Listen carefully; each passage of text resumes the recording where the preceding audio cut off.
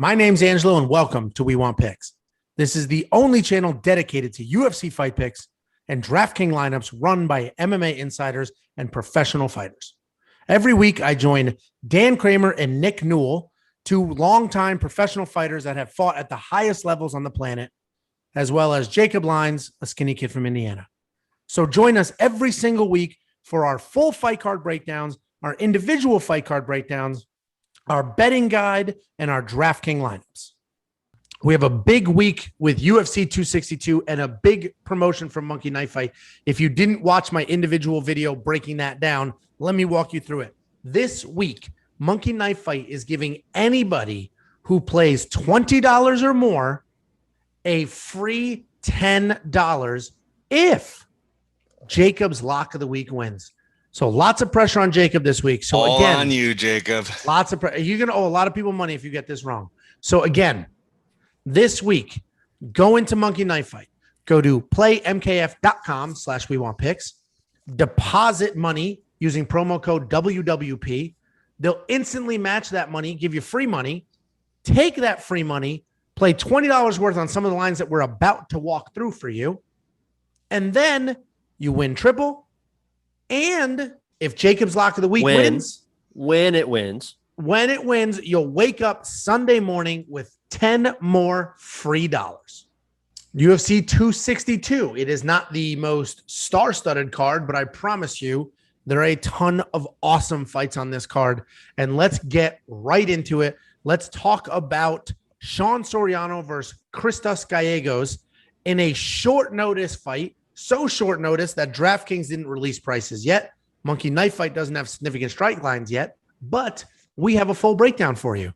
So, Jacob, what are your thoughts on this fight? And do you think that Sean Soriano taking this fight on like 3 days notice is a problem for him? It was 10 days notice. He said on the embedded, I think he got the call last Wednesday and asked, and he said, I'm ready. Let's do it. And he's the training partner of Michael Chandler. So I got to imagine that even though this is short notice, he's been training with Michael Chandler. Chandler's been training for a 5-round fight. So if he's the main training partner, you got to think that normally cardio, and you wonder if that's going to be an issue. And in this fight, I don't think it's going to be an issue for him. I think what's going to be an issue is Christos's his grappling ability. Obviously, Soriano is a good wrestler as well. He trains with Michael Chandler, so he's going to get the wrestling in. He has nasty ground and pound when he gets on the ground. He's also a very good striker. He's got very nice kicks. But I just think, is it Giagos? Is that how you pronounce it? I don't know. Yeah, okay. I was Giagos is no joke, man. His last fight, he did take on 3 days notice. Yeah, and he dominated. And still entered as a 360 favorite and dominated the fight. And in the third round was still dominating the fight. Like, looked like he had just endless cardio. So I just love Giagos in this fight. His grappling ability, his wrestling ability. He can also strike as well. So I'm really waiting to see what these values are going to be. I'm hoping that Giagos is like $8,700 is like my sweet spot that I'm hoping he ends up at, and he's going to end up in my lineup if he does. So, if Soriano maybe had a full camp to prepare, I think he'd have a better chance. But I just like Giagos' grappling ability and the people that he's faced too. You got to remember he's fought Gilbert Burns, Josh Emmett, Oliveira, Drakkar Close. I think he lost to most of them, but still he's got all the experience in the world. So I like Giagos in this matchup. Yeah, and it's interesting because Sean Soriano was in the UFC. He was cut by the UFC, and now he's sort of getting a second chance. And is it because of the Chandler relationship, because of short note? So it's always tricky when that happens because we've seen people have career resurgences. So it's not, I don't want to knock the guy that he was cut because that doesn't mean much if he comes back and goes on a streak. With that being said, it is short notice. He's not the better grappler. The striking's probably even. I just don't see him winning this fight. I think Giagos wins this bell to bell, but it is a little closer than these odds. And I think these odds have moved dramatically. I think these were much closer earlier in the week when they first came out. And now they've sort of separated because I think some money came in on Giagos. But Dan, what are your thoughts here? How do you see this going? And are you also waiting for DraftKings pricing? Yeah, I'm interested to see what the DraftKings price is on this. I don't know that I'm going to touch it either way unless I get a really good value on. It depends. This will be like the last piece of my puzzle. If I get a really good value on one of them, and I have the money to fill it, I might make a play here. But the short notice thing just throws me off. And normally I'd be like, oh man, short notice. He doesn't have a shot. But what I will say about Soriano is, he's a good striker. He did, like you said, he had his first shot in the UFC, went 0-3, he got cut. He's coming back in on a 3-fight win streak. He actually did a bunch of his fights I think at the CES, which is a Northeast promotion. And all of his recent opponents had experience too. So it wasn't like he went out and fought complete, 3-3 guys, 4-8 guys. He fought guys with winning records that had 10 plus fights. Nobody insane, but legit fighters. And he won a few in a row. He's been training over at Sanford MMA now. Like, that's the big X factor for me. When you switch camps like that to a good gym, you can improve dramatically. And I know it's short notice, but his last fight that he won was in March. So, it's not like he's coming off a 6-month layoff.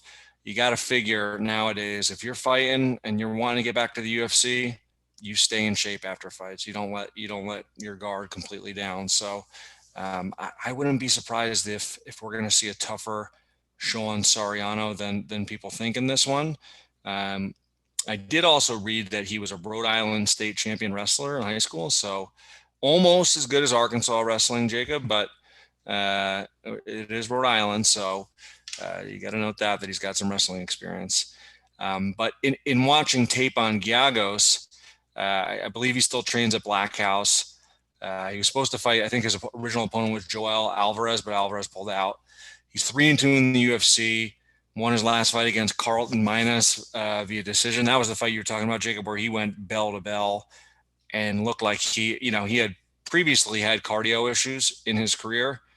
He looked like he was in great shape for that fight to go 3 rounds. And like you said, it was short notice. So he's definitely switched something up with his strength and conditioning, because he looked pretty solid for short notice, especially on 3 days. As far as his skill set goes, he looks to be really well-rounded. He dominated that fight, multiple takedowns at ease, dominated on the ground and pound, really good positions, transitions on the ground, even from mount, back, side control. He was just moving all over on the ground, very smooth. You could tell he's a very, very sound grappler. He got a little tired in the third, but again, short notice, man, I was impressed. So then I went back to look at his fight against Drakkar Klose. So it was a lot of striking, and Giagos looked very good early in that fight. He landed some heavy left hooks in the exchanges with Klose. He showed some diverse skills. He switched stance, good footwork, some good combinations in and out. So, he looked very, very good in a few fights that he lost, and I think he's improved a lot since then. The big X factor is going to be how good a shape he's in. So if he comes and he was ready and he was in shape, I think this could be a competitive fight. But knowing it is short notice and how impressed I was with Giagos in his last couple fights, Giagos is the pick. But I am a little nervous on this one. I would not be surprised to see Sean Soriano make this a competitive fight and be live in this one, just given his training camp and just, recent fight, all those things together. I wouldn't be surprised to see him competitive in this. So I don't know if I'm going to touch in DraftKings. We'll see what the line comes out at, but the pick is Giagos. But I think And actually, I have in my notes that it's Giagos, like with a Y. I forgot I even wrote that down on how to say it. Giagos. Yeah. All right. So we'll redo that one. So I think you're spot on, Dan. I think Giagos should win, is supposed to win, but this is a closer fight than the odds have it. And like I said, that line did move, but this is a closer fight. I'm interested. I don't know if I'm going to play him in DraftKings, but we'll see what he comes out. If we're talking 8,100, 8,200, 8,000, 8,200, something like that, then I will. If we're talking 88, not touching it. So we'll see what happens. Oh, you'll play Giagos at 8,200, 8,000. Yeah, I'll play Giagos at gonna be 8,200 if he's a 40. He's going to be 87. I can't imagine he will be. He won't be, but we'll see what comes out. I'm hoping he's low as 87. There's no way he's going to be 81. Yeah, I doubt it too, but we'll see what happens. Next up at UFC 262, we have Kevin Aguilar versus Tucker Lutz. And before we jump into this, we have a special promotion this week with Monkey Knife Fight. So make sure you go to playmkf.com/WeWantPicks, use our promo code, and play at least $20. And if Jacob's Lock of the Week hits, you get another $10 free from Monkey Knife Fight. So I'll go right to you, Jacob. What are your thoughts here? We are 2 months into this podcast or whatever it is, a little over 2 months, and Jacob already has his own promotion. Angelo, I'm telling you, man, this kid is going to be taking over. We're going to be having to clock in with him. He's running the show, whether we want to admit it or not. Yeah. Well, luckily for us, he doesn't have the mental fortitude to run this whole thing. So for now, we'll keep him in his cage. He can do his little song and dance, make his cute little picks, and we'll do all the heavy lifting. So Jacob, why don't you go ahead, do your little song and dance, and let us know who wins this fight. We have a very interesting matchup. Kevin Aguilar is on a 3-fight skid. Tucker Lutz is sort of heading in the other direction, but Dana White didn't even want him. He was on the Contender Series. Dana White was like, no, thanks, you're boring. So what are your thoughts? Yeah, everyone's going to be paying attention to every single one of these fights, wondering which one is the lock of the week now. And it might be, not this fight, because Tucker Lutz is just going to dominate this fight. He's going to use his grappling. And he's going to dominate the fight. When I look at Aguilar, I see someone that's got some decent power, especially at featherweight. But he just seems slow to me. He's got good power, but he's low volume. And he will get taken down, and that's what Lutz will do best is just take people down and maul them. This also is. He started his pro career as a featherweight and then won a bunch of fights as a lightweight. The Contender Series fights were lightweights. And now he's coming back down to featherweight. He says he feels better at featherweight. So I think he's going to be the bigger guy. I think the weight is going to play a factor in this, especially with the grappling ability. So I like him to win this fight and dominate. And he actually made it into my lineup as well. I could not feel more opposite than you. I am on the way opposite. First of all, I don't think he's a bigger dude because Kevin Aguilar just fought at 155. So he also bounces up and down. The way I see it, Tucker Lutz, he does have some solid grappling, but Kevin Aguilar, yes, he's on a 3-fight skid, but those are good, close fights, and people are giving those losses too much credit, as dumb as that sounds. He's an actual veteran that has fought a bunch of actual very good people in the UFC. He has great dirty boxing. He just marches forward with those heavy hands and that ugly dirty boxing style. And he has really, really solid hips, really solid hips. So if he does get it to the ground or to defend takedowns, he's very hard to take down. His hips are rock solid. The dirty boxing, I think Tucker Lutz, there's too much going against him. He did well in the Contender Series, but Dana didn't even want him because he was so boring and did so little. And then he finally eked his way in.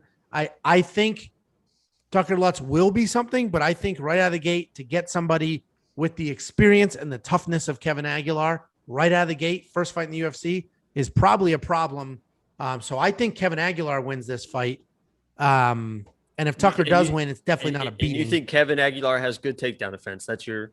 Don't worry, Jacob. I'll handle this one for you. Because I didn't see that. I even wrote down in my notes, will get taken down. I see he has solid hips. It's not the best takedown defense. And if he does get taken down, he moves and he comes back up. He doesn't just lay there. And if he ends up on top, because of his solid hips, he has phenomenal control. So Dan, why don't you go ahead and break? All right. So before I say who I agree with here, I'll just kind of get into some of the tape I broke down. But first of all, I mean, we're missing one of the most important things here. Tucker Lutz's nickname, Top Gun. That's a solid nickname. Solid nickname. Tucker Top Gun Lutz. So yeah, you guys said he's 26 years old, so he's very young. But the kid hasn't lost since 2016. Is on an 11-fight win streak. So he's been training MMA since a young kid. His only loss was his pro debut. He's got 2 wins on the Contender Series. So, right, not the same experience as Aguilar, but there's that equals something, to get in there on the Contender Series and get those wins. That means something. This will be different for sure, fighting in an actual UFC fight, but it's not like in front of the crowd too. There's a crowd this weekend, right? The crowd is going to make the a crowd difference. works. I think the crowd works against Tucker Lutz. I know, that's what I'm saying. Yeah. Not only is it UFC debut, but it's also I got you. The 50,000 fans are having somebody. Yeah, the experience edge for sure goes to Aguilar. But when I was watching tape on Lutz, his last fight against Blackledge, he came in as a 2-1 underdog in that fight, and he basically showed, whether it was boring or not, he does what it takes to win. He's got good wrestling, clinch control against the cage, solid takedown defense if needed. Striking wise, he's got like a square stance. He's a little stiff, but he does throw some good power shots. Doesn't really have a lot of head movement, but he does have good leg kicks and good body kicks. His double leg, like we talked about, his wrestling is solid. He's got a pretty good body lock. The ground, he seems very positionally sound. Obviously, with the wrestling base, I'm sure he's improving that too to be more of an MMA, and have some submissions as well. He went for a guillotine at one point. So the kid's got skills. He's been training for a long time, and he's only 26. These are the sort of guys that improve rapidly when they get to the next level. They focus more. They're younger, they're more athletic, they're in better shape. They're able to make leaps and bounds in terms of their training a lot quicker than, someone who's a little bit older and been in their career. I was impressed with his last fight, even though it wasn't exciting. So then we go to Aguilar, 17-4, 32 years old. He fought on tough Contender Series, but he's 2-3 in his actual UFC fights. Now, who did he lose to? Tough opponents: Charles Rosa, Zubaira Tukov, and Dan Ige. It's a tough 3 fights. But his last loss before that was Leonard Garcia in 2013. So that's some serious experience. So he definitely has the edge there. In his last fight against Rosa, I watched the tape just to see what he did. I think there's going to be a very different style matchup versus Lutz, but the one takeaway I saw from that to kind of summarize Aguilar is he just couldn't adapt. Like, Rosa was in and out, and I've trained with Rosa before. Good dude, solid striker, tricky style, unique style. He bounces in and out.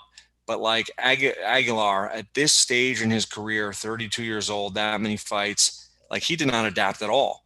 And on paper, I think people would argue that he was the better striker and that Rosa needed to get a submission. And Rosa was just in and out, catching with straight shots and then disappearing. And Aguilar didn't do anything until the 3rd round. I think he tried for a takedown. He was just totally happy to get pieced up on the feet for 2.5 rounds, basically. So that was kind of the biggest takeaway there is, I don't want to call it fight IQ, but just that sense of urgency to win a fight. He didn't show it in that one for sure. So, and then the fight against Tukov, he definitely looked more comfortable with the striking. He had some decent counters, but he got dropped and finished in the first. So, I'm going with Jacob on this one. I like Lutz. I think he's younger. He's good enough striking, it seems, but definitely better at wrestling, solid cardio. And I think he's going to have to grind to win this fight, because I do think his striking style is probably more similar to Tukov's, but he's just not as good as Tukov striking. So if he stands in front of Aguilar, he could get in trouble. But I have a feeling he's going to go out there, use shots to set up takedowns, make it a grind, make it a wrestling match, and wear on Aguilar over the course of 3 rounds. I don't think it's going to be a ton of points in DraftKings. So I'm probably not going to touch it unless there's a major value on either guy. 80 now. Yeah, I'm not touching this in DraftKings, but I think Lutz will win this fight. So I agree with pretty much everything except the pick, honestly. I think this is a close fight. I was coming off of Jacob said this is dominant. Tucker definitely wins. And I don't think it's that clear cut. So I think it is a very close fight. I would pick Tucker Lutz in almost every other circumstance. The fact that it is his true UFC debut, the fact that he was passed up on Contender Series before this, the fact that Kevin Aguilar is on that losing streak, but they're losses against good guys, and I guarantee he wants to get that back. I just think that this is working for a veteran versus, an up and comer. And I'm going with the veteran here for the wrestling piece. I did research Tucker Lutz. He's obviously his MMA wrestling is solid, but he's a high school wrestler. This is not like a D1 wrestler that's coming in here and it's a guarantee he's going to blow through Kevin Aguilar. He is a high school wrestler. Obviously he's wrestling in MMA, and he's wrestling in training camp, but this is not as clean as like, oh, great wrestler versus, kind of a well-rounded vet. That's not what this is. I think it is a close fight. This is a close fight. I am not touching it in anything. I don't even like them. I don't like the monkey knife fight line, meaning it's a good line because Tucker has like no output. He's not busy on his feet and he's definitely not busy on the ground. So Jacob, I think you're making a mistake putting him in your lineup because he's not going to score a lot of points. And Kevin Aguilar, if he can do what he's supposed to do, I would pick the more on him because I think it'll be dirty boxing, heavy punches inside, dirty boxing. But if he gets taken down, those points go away. I don't disagree. I think it can be a close fight. The interesting thing about Lutz's wrestling too, because I was looking that up. I'm like, where did he wrestle? And basically he started training MMA his senior year of high school from wrestling. So it sounds like he fell in love with MMA right out of the gates at a young age. So for a 26-year-old, it sounds like he's been focusing on MMA since he was 17. So, and you can tell that in the way he talks, just the way he talked about his Contender Series performances. He won, but he wasn't happy with any of his performances. I should have done better. So even at 26, he's not one of those, doesn't seem like one of those wide-eyed kids. He seems like he really knows what's going on. So, well, and this is what I opened it up as. There's not a lot of giant names on this card, but there's a lot of fun fights. And this will be one of them. I picked Tucker Lutz 9 out of 10 times. I think UFC debut in a crowd against a vet coming off of a losing streak, trying to get that back. I'm going the other way. You guys are going with Lutz, and you're pretty confident in it. So we'll see what happens, but this is one of many fun fights on this card. Next up at UFC 262, we have Gina Mazany versus Priscila Cachoeira in a very lopsided fight, according to DraftKings, and monkey knife fight. So this is an interesting matchup because, I enjoy these type matchups when there's some questions. Gina Mazany is 2-4 in the UFC. And is a giant favorite, And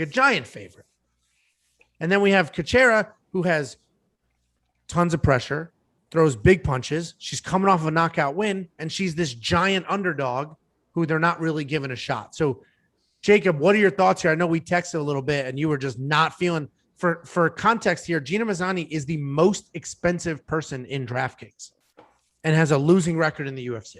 So, Jacob, what are your thoughts? Yeah, I'll be honest with you guys, if I didn't have the pressure of the promotion riding on lock of the week, I was gonna pick this as my lock of the week. As just like we're on a 2-fight winning streak. I was just like feeling cocky again, and I really like Priscila in this matchup. Listen, she could get in trouble with the grappling. Mazany is not a pure wrestler, but she can grapple. She started off as a boxer. And actually, one of those fights away from the UFC, she fought as a lightweight. She said she got 155. She said she walked into the fight 152 soaking wet, but that's just crazy. But so she started off, Daniel, like this as a figure skater and then transitioned to MMA. But yeah, she started as a boxer, so she has grappling. Can you give some context there? I played hockey. It was not it sounded like I was a figure skater. You're like Jeez. This, Dan. And she was also a figure skater. But. I mentioned she can grapple, and that's the only thing that scares me in this fight. Because Priscila, if you strike with Priscila, you're probably going to lose. She's never been she was only finished once, and that was by Shevchenko.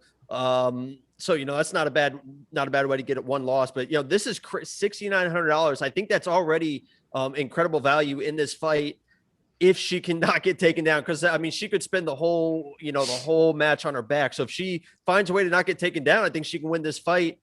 She is a brutal striker, but this was going to be my just wild lock of the week. But I'm taking a step back. I reassessed for the people so they can get their free money. I stayed away from this, and I originally had Gina in my lineup as well, but I was like, I can't. There's no way. I just 7-4, for $9,300. No thanks. So yeah, I would not touch Gina in the lineup. So Priscila. Oh, I didn't realize I was done. Okay, well, you were fading away there, mumbling, but go ahead. No, go ahead. That's what I thought. So I wouldn't touch Gina in my lineup. She's definitely not worth that money. And my opinion is I agree with you where I think Priscilla can win this fight. I want to say I'm picking her to win, but she could spend the whole fight in her back. What she does have going for her, this is striker versus grappler, but what she does have going for her is that Gina Mazany hates to get hit. Like she covers up, she turns away. Like she does not strike well, meaning like her offense is technically sound, I guess, but she does all the things you're not supposed to do. And I think if Priscilla, sorry to interrupt, but this is important. Her last fight was against Rachel Ostovich. Yeah, that was hugely that important. Was a woman an who intentional got interruption. cut I from liked UFC. it though. I mean, do you know Rachel? I mean, do you guys? I'm just wondering. Is this like one of the people you messaged on Twitter? I would recommend MySpace or whatever it is. Research on Rachel. She's no longer a UFC fighter. So anyway, I think this is an interesting matchup because usually if you are striker versus grappler, the striker wants to like keep some distance, pick them apart, don't let them close the distance, don't let them take shots. This, I think, needs to be the opposite. I think Priscilla needs to get in Gina's face, start throwing punches, get Gina to cover up, and then just attack, and could potentially put her away.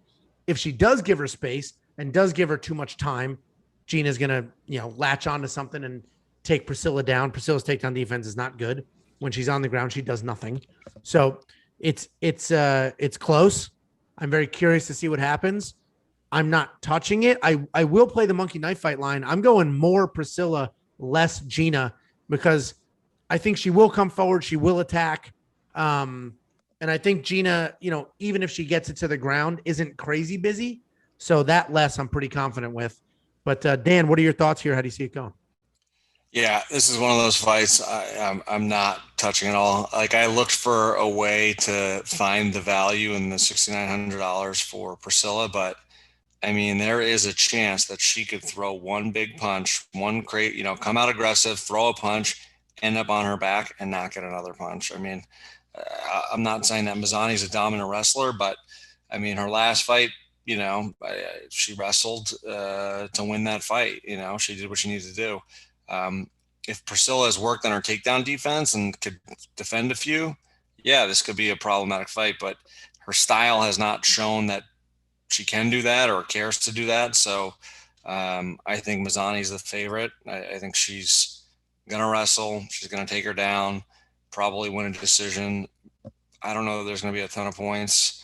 So I'm not touching this for DraftKings, but I guess, my pick is Mazany just based off what I've seen, but I'm not touching this fight. Oh, and my pick. I like your monkey knife fight picks. Over for Priscilla.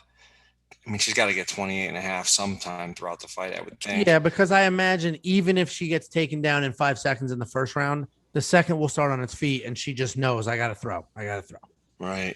The 42.5, I don't know if she's probably not going to get a ton of significant strikes. No. And she's not like the busiest person. It's not like she gets mount and just pounds away. That's not really her style. Right. I do think this is perfect for a prop bet. I think you throw a quarter of a unit. You never let me finish, but Priscilla is my pick to win. I think she's going to win the fight. Okay. Yeah, I'm surprised. Oh, no, you did. You said that. You said she was going to be your lock of the week. So, well, yeah. I think Priscilla. You have her in your lineup, Jacob? No, because I think that she finds a way to win, but I don't trust that enough to put her in my lineup. Well, and this card has so we went from lock of the week to not in the lineup. She's my pick to win, but not in the lineup. There's a lot of $6,900. I mean, I don't know if you feel like she's going to win for $6,900. What are you trying to bully him into a bad pick? Of course, so I can beat him, so I can get him to bet me this weekend and win. Anyway, I think Priscilla is great for a quarter of a unit knockout prop bet. Just throw a little bit on there. She has that chance, and then that's probably plus. I don't know. Plus a lot of money. We'll see what that is and check out our betting breakdown. Next up at UFC 262, we have Jordan Wright versus Jamie Pickett. And this one I am very much looking forward to. This is an exciting fight.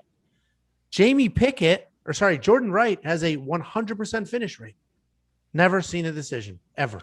He's never waited for a judge to say if he won or lost that fight. And monkey knife fight line, This is the most confident line I have on this whole card. I'm going more on both. If I were you, I'd play it before it moves. I'm playing right now. Jeez. Every single one of these lines is like spot on perfect. They're doing an amazing job with these lines. This one, I'm going more and more. I'm very confident in that. My only concern, though, and that's why the line is what it is. It's not a bad line, but my concern is that Jordan Wright does have 100% finish rate, so he may get a knockout or get knocked out before he gets off that 38th punch. But Jacob, with the face, what are your thoughts here? I think I would stay away from that more personally, because I think this is going to be one way or the other an early knockout, because Jordan Wright, he does have that finishing ability, and he is that karate guy that throws the wild stuff. But if you watch his last fight against Buckley, he gets hit, and he gets hit a lot. He does not move his head very, very well. He eats shots, but against Buckley, you got to remember Buckley was a southpaw, and Jamie Pickett's a southpaw as well. And it seemed like Wright really had some issues with that right coming over from the southpaw. So, I actually have Jamie Pickett in my lineup against Jordan Wright. I just think that Jordan Wright is I just think he's just going to get hit, and he's going to get hit early. He's going to get dropped, and Jamie Pickett's going to finish this fight. So yeah, I think Jamie Pickett wins. You guys are very confident. The more I would be, I'd be cautious with that. And Jamie Pickett's in my lineup. Yeah, it's a good line. The line is good. So I'm just confident in it because I don't think it's gonna. There is a knockout at some point in this fight, and I also think too that Jordan Wright is a pretty decent grappler as well. And I think because he was getting beat up on his feet so much, I could see him coming in and just trying to shoot takedowns. And there's another reason why it might be less on that. Well, what's funny, and you're just making a habit of finishing, then pausing, letting somebody else start, and then making another play. Oh, I forgot. I have stuff written down. I have literally and readjust your notes, man. Figure that out. That's ridiculous. Everybody gets their time. It was on a different page, Angelo. It's just pages and pages. Yeah, pages. It was on the next Jordan Wright chapter. Right. There's tic-tac-toe games all throughout the top. Mazes that he made. His like a couple notes about embedded.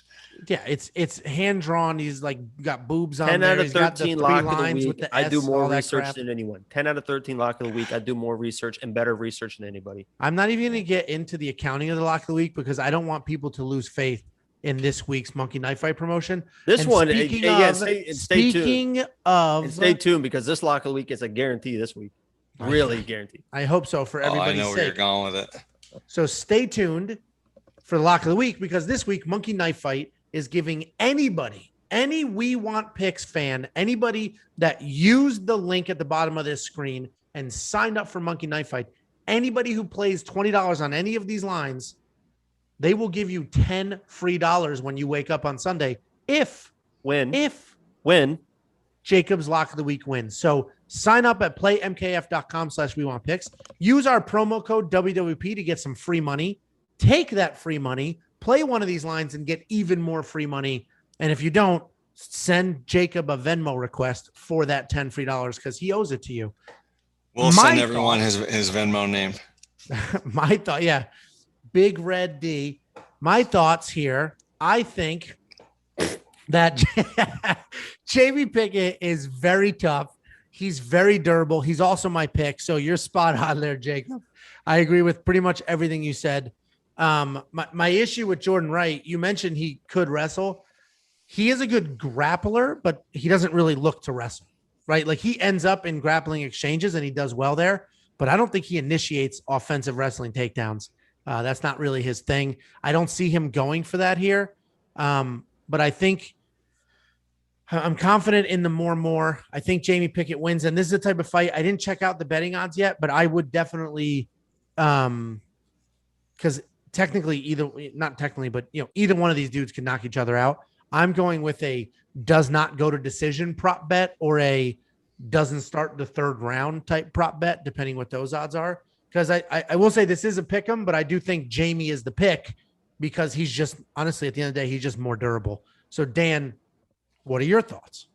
So I think this is going to be a close fight. I don't really see it the same way you guys see it necessarily. I think you guys are both pretty heavy on Jamie Pickett.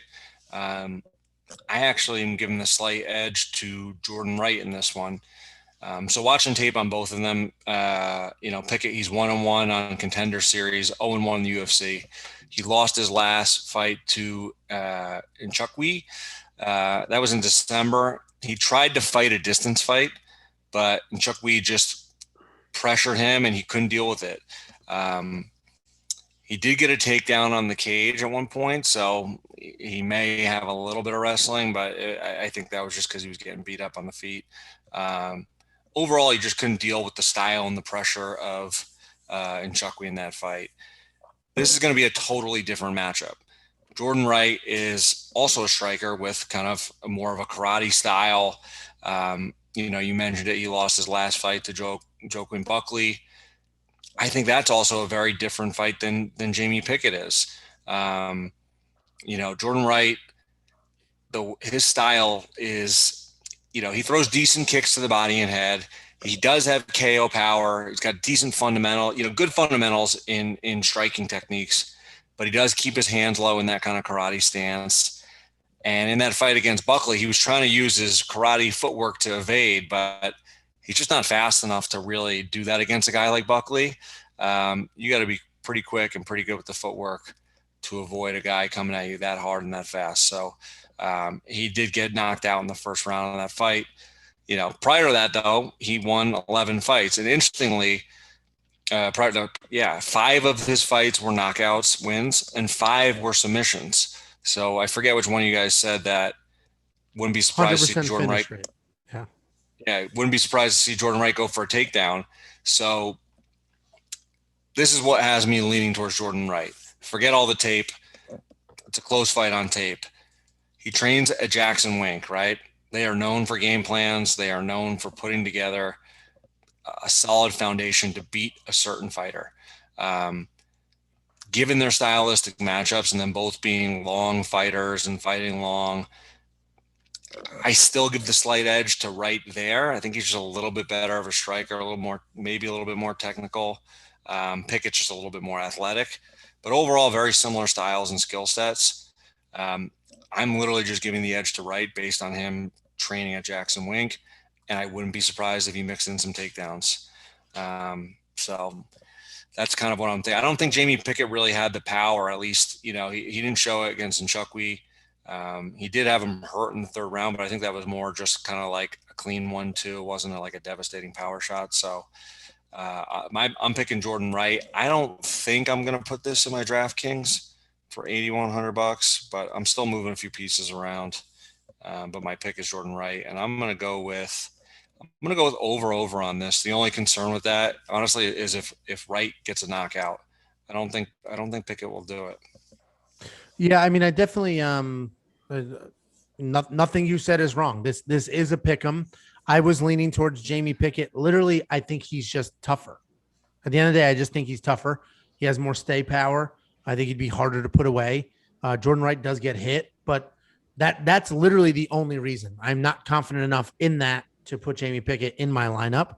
I do like the more, sort of win some money on this. I'm going more. I'm pretty confident in that more. That's a very low line. So I'm very confident in that. And, like I said, I'll probably be looking for some props for ends by stoppage or doesn't start the third round, because I do think they will go at it. And while Jamie Pickett is not the best finisher in the world, Jordan Wright gets hit a ton and does a ton of hitting. So he's a kill or be killed kind of guy. And I'll throw a couple bucks on that in a prop bet. Next up at UFC 262, we have Andrea Lee versus Antonina Shevchenko. That is the older sister of the champion, but don't let the last name fool you. And it did not fool the odds makers, but it did fool DraftKings. DraftKings is going real heavy on Shevchenko, the second most expensive fighter on the card. The odds are probably, in my opinion, where they should be. But this is an interesting, to me, this is an interesting matchup. I think this is a lot closer than it says. But Jacob, I know we talked about this earlier. You're pretty high on Antonina, but what are your thoughts here? Yeah, so I see this as almost like a mirror image of each other. I see Andrea Lee has very good with her judo. I think she can score a lot of points. She also has one of the most terrifying nicknames I've ever heard. It's just, frankly, KGB is her nickname, which is just absolutely terrifying. But I just think that Shevchenko is going to be better everywhere where Andrea Lee wants to take the fight. So everywhere that Andrea Lee wants to take the fight, I think that Shevchenko is going to be just a step ahead of her in all those exchanges, whether it's in the grappling with the judo or in the striking. Obviously, this isn't Valentina, but this is as close as you can get, I think, in the same skill set. So I think she's just better everywhere. I wanted Andrea Lee to. I wanted to be able to pick her at $7,000. I thought she was going to be incredible value with the way that she fights.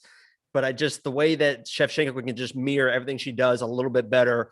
Shevchenko actually made it into my lineup at $9,200, just because I think that she can just outdo her in every aspect of the fight. So just like a Shevchenko, I mean, that's just what they do to people is, you come in with whatever game plan and they're just a little bit better everywhere. So I like her to win this fight, and she's in my lineup.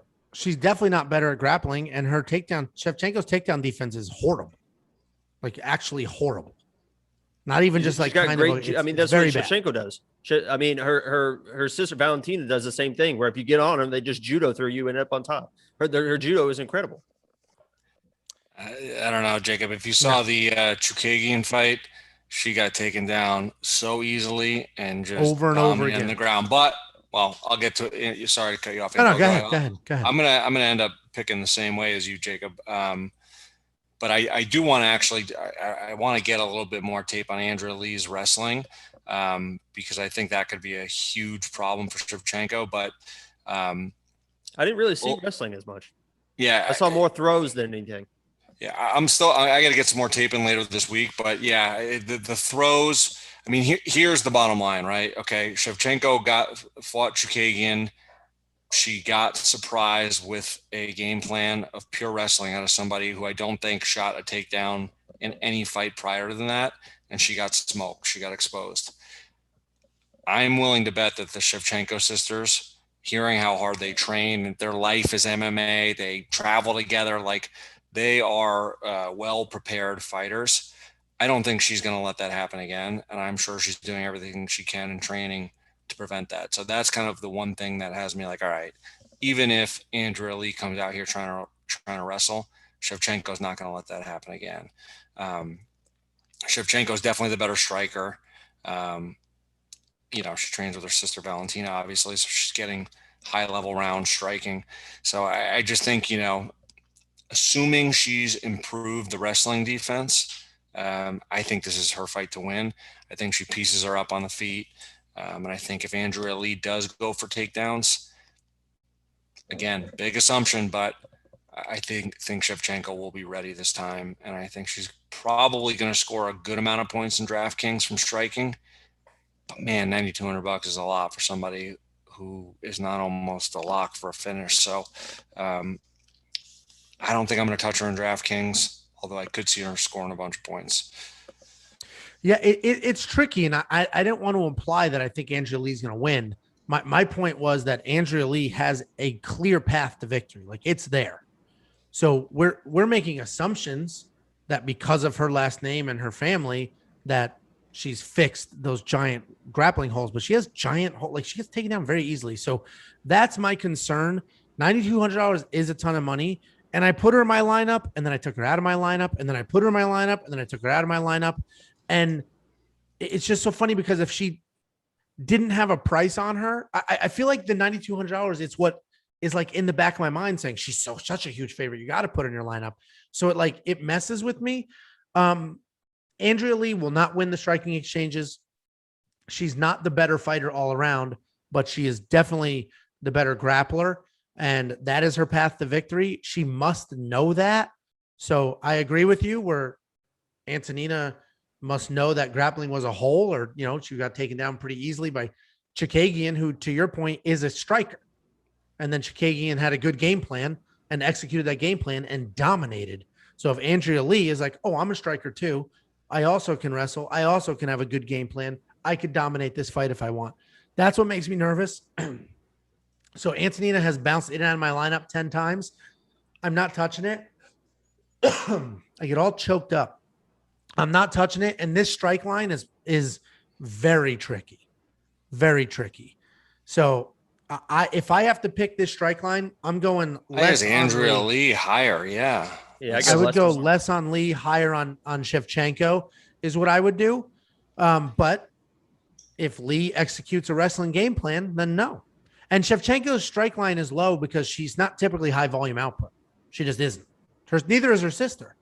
And that sounds ridiculous coming off of the fight 2 weeks ago, but her sister is typically not high volume. So this is definitely an interesting fight. And if you want to play that Monkey Knife Fight line, hit up playmkf.com/wewantpicks. Use promo code WWP. They will instantly match your deposit.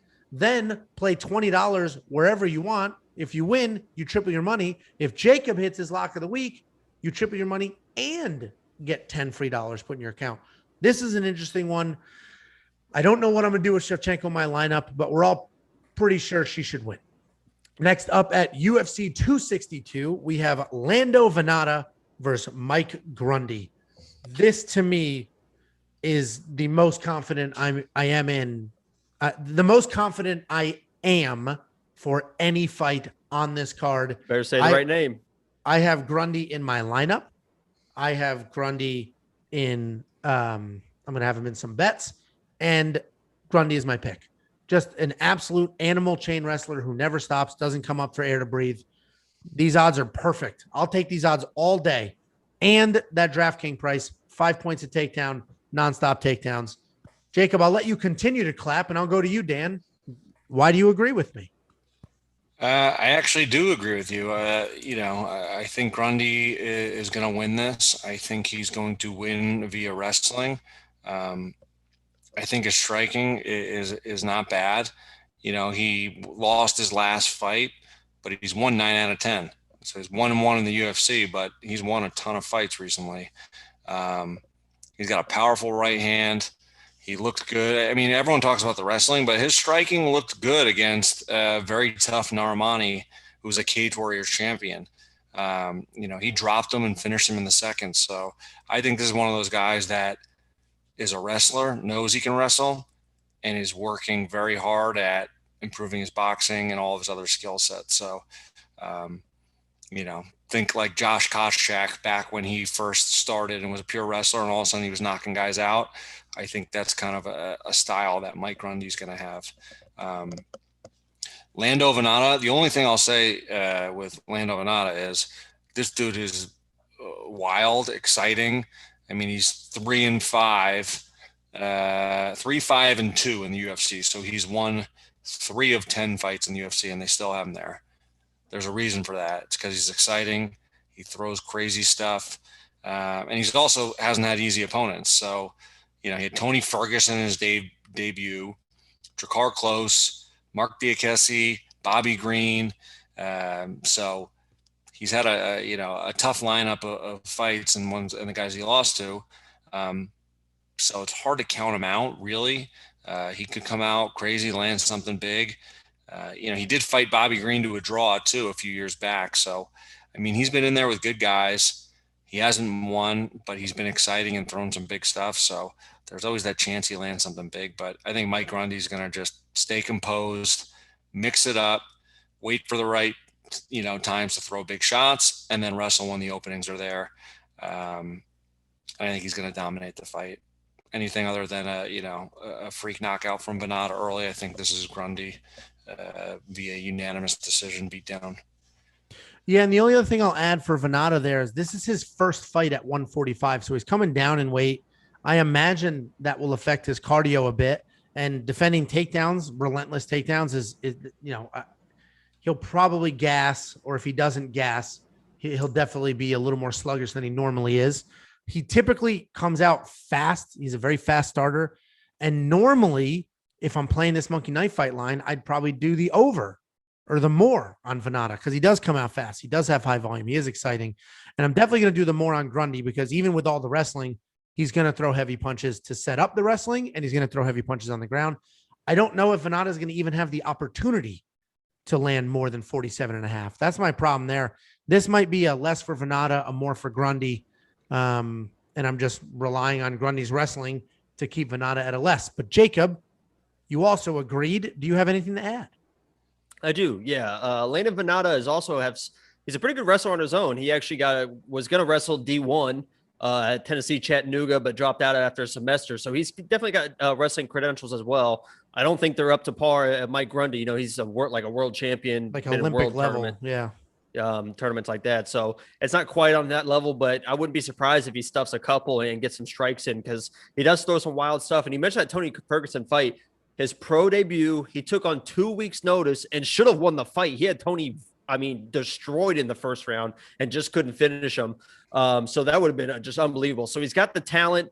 He just, like you said, he gets wild, and I think he just tires himself out. I see him always getting tired in the second and third round. So I think that he's only been finished once, that being Vannata, but I think that Grundy actually finds a way to finish this fight late just with the relentless wrestling. So he's also in my lineup as well, and I think he wins this fight. 1,200 minus 120 is a great value, even, as a favorite. So, and as far as the monkey knife fights, I think I'd go less more. Did you say less more? I said less more because I don't think Lando even has the opportunity because of the wrestling. Yeah, he's just going to come over and shoot, and he might be able. Vannata might be able to stall, and maybe with those, while he's stalling the elbows and strikes like that. But I think that's all he's really going to have this fight. Yeah, I just made my play less more, and I instantly regretted it, thinking Vannata probably might be able to get, because you said he hasn't been finished. You can cancel it. I did. I played a monkey knife fight line earlier as soon as they dropped, and then regretted it. But they actually let you. You can exit. You can just hit the little X in the bottom of the app, and they let you. Really? So if the line adjusts, I don't know if it moves. If it moves, I don't think you have that opportunity. I don't know, but I played it. The only time he's been finished was against Ferguson. And if you guys watch that fight, he had Ferguson just absolutely destroyed in the first round. So. Yeah. So this will be a fun fight. I think these odds, I'll definitely put some money on Grundy with these odds. I'm definitely having him in our lineup with these odds, and I think we're all very high on Grundy. The monkey knife fight line is the only one that we all agree on it, but anything can happen. Next up at UFC 262, we have Matt Schnell versus Rogério Bontorin. This is another fun fight. Like, honestly, this entire card, there's a couple names and there's a belt on the line, but these are just killer matchups. They've been doing a great job lately, leaning on matchups and fightability and not relying on just giant names to get these things going. So I'll go to you first, Dan. What are your thoughts here? What do you think of this line? A very disparate, significant strike line, but what are your thoughts here and how do you see it going? Yeah. So, this is a tough fight to call. I think the odds are about right. I don't know. I was watching tape on Bontorin, and I'm like, oh man, he's going to walk through Schnell. And then I watched Schnell, and I'm like, man, this guy is good. They both have submission skills. They both have power in their hands. Schnell, I would say, is the sharper striker, more technical. But Bontorin has, I think, high level amateur boxing experience. So I'm leaning at, I think there's a value to Bontorin at $7,300 on the ground. I think he's probably on paper the better grappler, but Schnell's got a bunch of subs. And the one thing I'll say, and why I'm going to lean towards Bontorin in this, is Schnell is very hittable. He does not mind getting hit. He'll take one to give one. And that's always kind of a recipe for a coin flip type fight. But Bontorin hits hard early. So in Schnell's last fight against Pantoja, that was a wild round. They both had each other hurt, and Pantoja eventually put him away. But he looked good. When he was looking good, he was looking great. And then all of a sudden he got clipped. So I think this is going to be a wild opening first round. For $7,300, I think I'm going to put Bontorin in my lineup. But I have a feeling over the course of 3 rounds, Schnell might be able to pull it off. So I don't know. On the pick, you know what? I'm just going to keep it all the same. I'm going to stick with Bontorin in a low confidence pick to win the fight. But for $7,300, I think he's a great value. I actually have decent confidence in Bontorin because Matt Schnell has a tendency to brawl. And I know he's gotten away from that recently, but Bontorin, he is, I didn't really know he had a technical boxing background because he really just throws big, heavy shots, literally just to set up his grappling and his takedowns. And I think he's just going to come forward, throw those big shots. And I think he's the guy that can get Schnell to brawl and just go right back into his old ways of throwing wild. And Bontorin hits way harder, and I think he could put Schnell out. To your point, Schnell gets hit a lot. So I think Bontorin has the power. I think he can bait Schnell either intentionally or unintentionally into a brawl and catch him there. Or if he doesn't catch him there, if they get it to the ground, Schnell's the better, or Bontorin is the better grappler for sure. So I think Bontorin's the pick.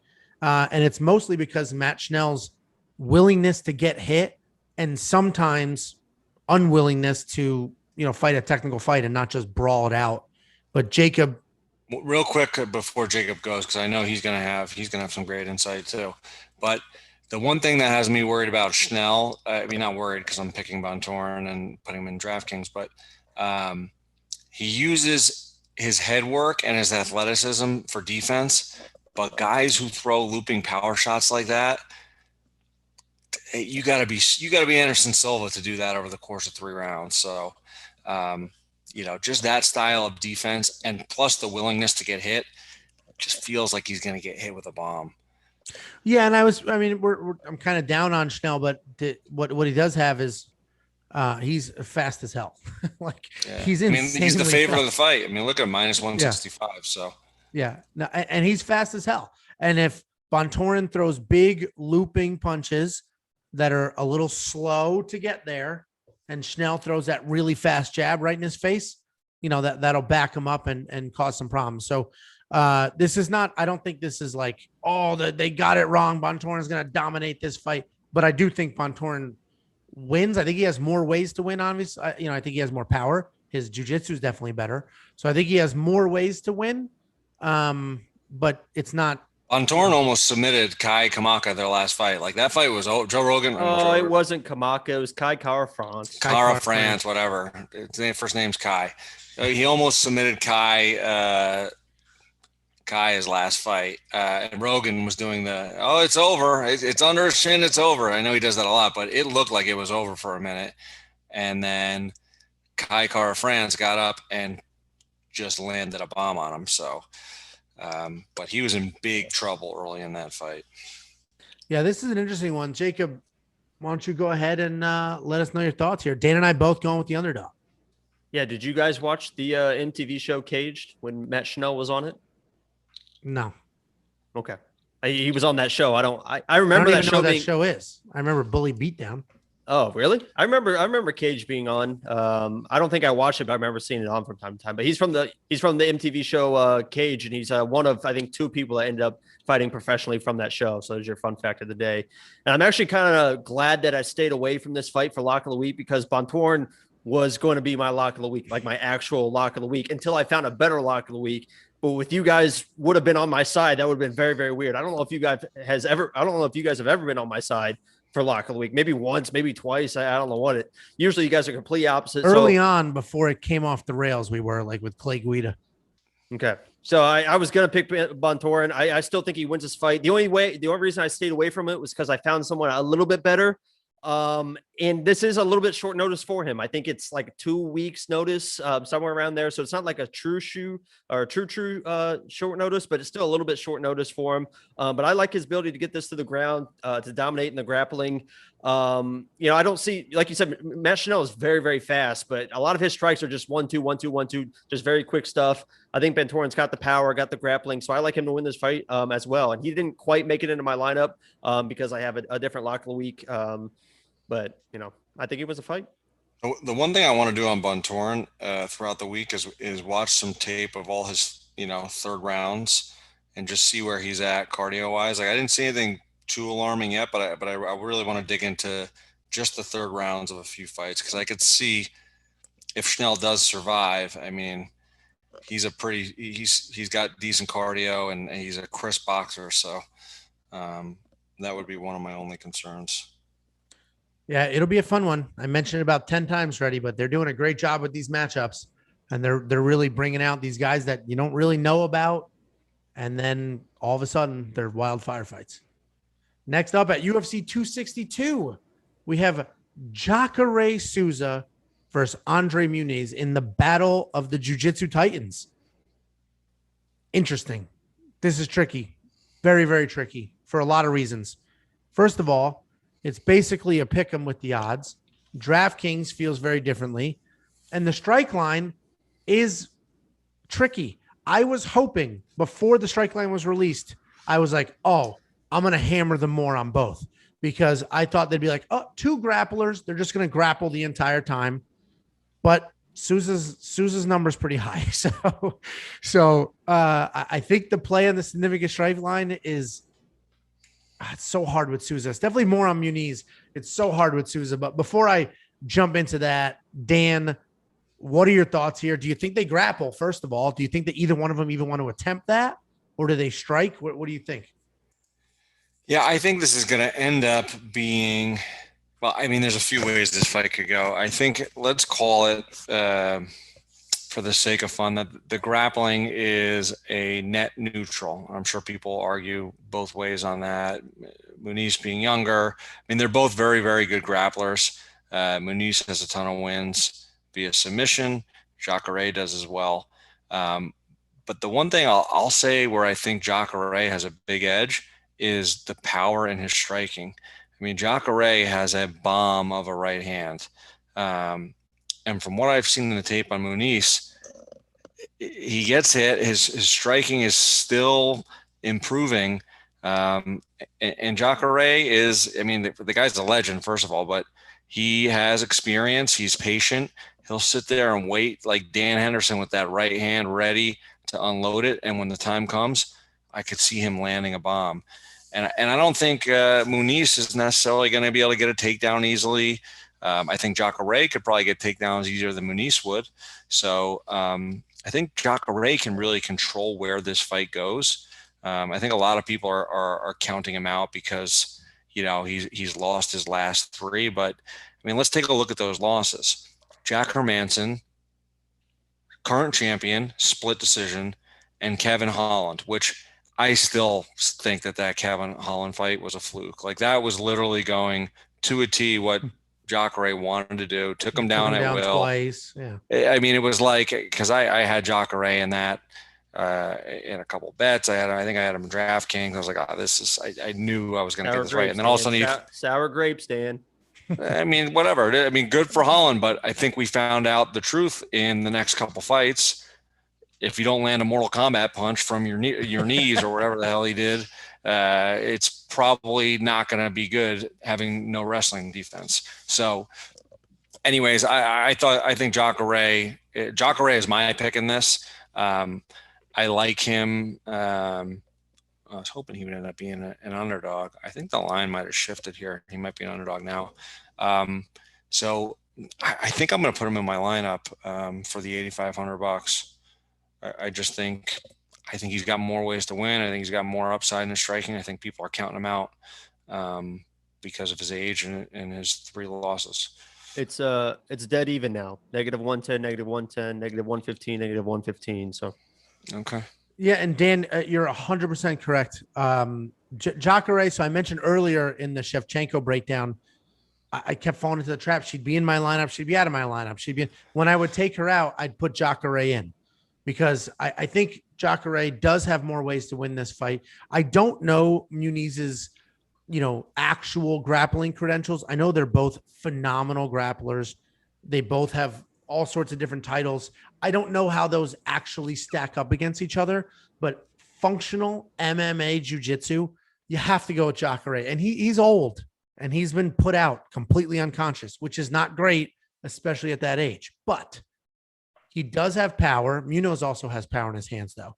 But Cachoeira does have power, and he's on a skid. And I think the skid is why the odds are what they are. But look who he's lost to. He lost to the freaking light heavyweight champion in a 5-round fight. Like, he's not getting blown out. The Kevin Holland thing was a fluke in the way he lost. I think Cachoeira wins this fight as well. I don't know how much grappling there is. And that actually makes me a little nervous because I don't know how stable Jacare's chin is, right? He is 40 something. He did get put completely unconscious, which is not great. With that being said, he's been in more of these fights. He is definitely the more polished striker. He definitely has power in that hand.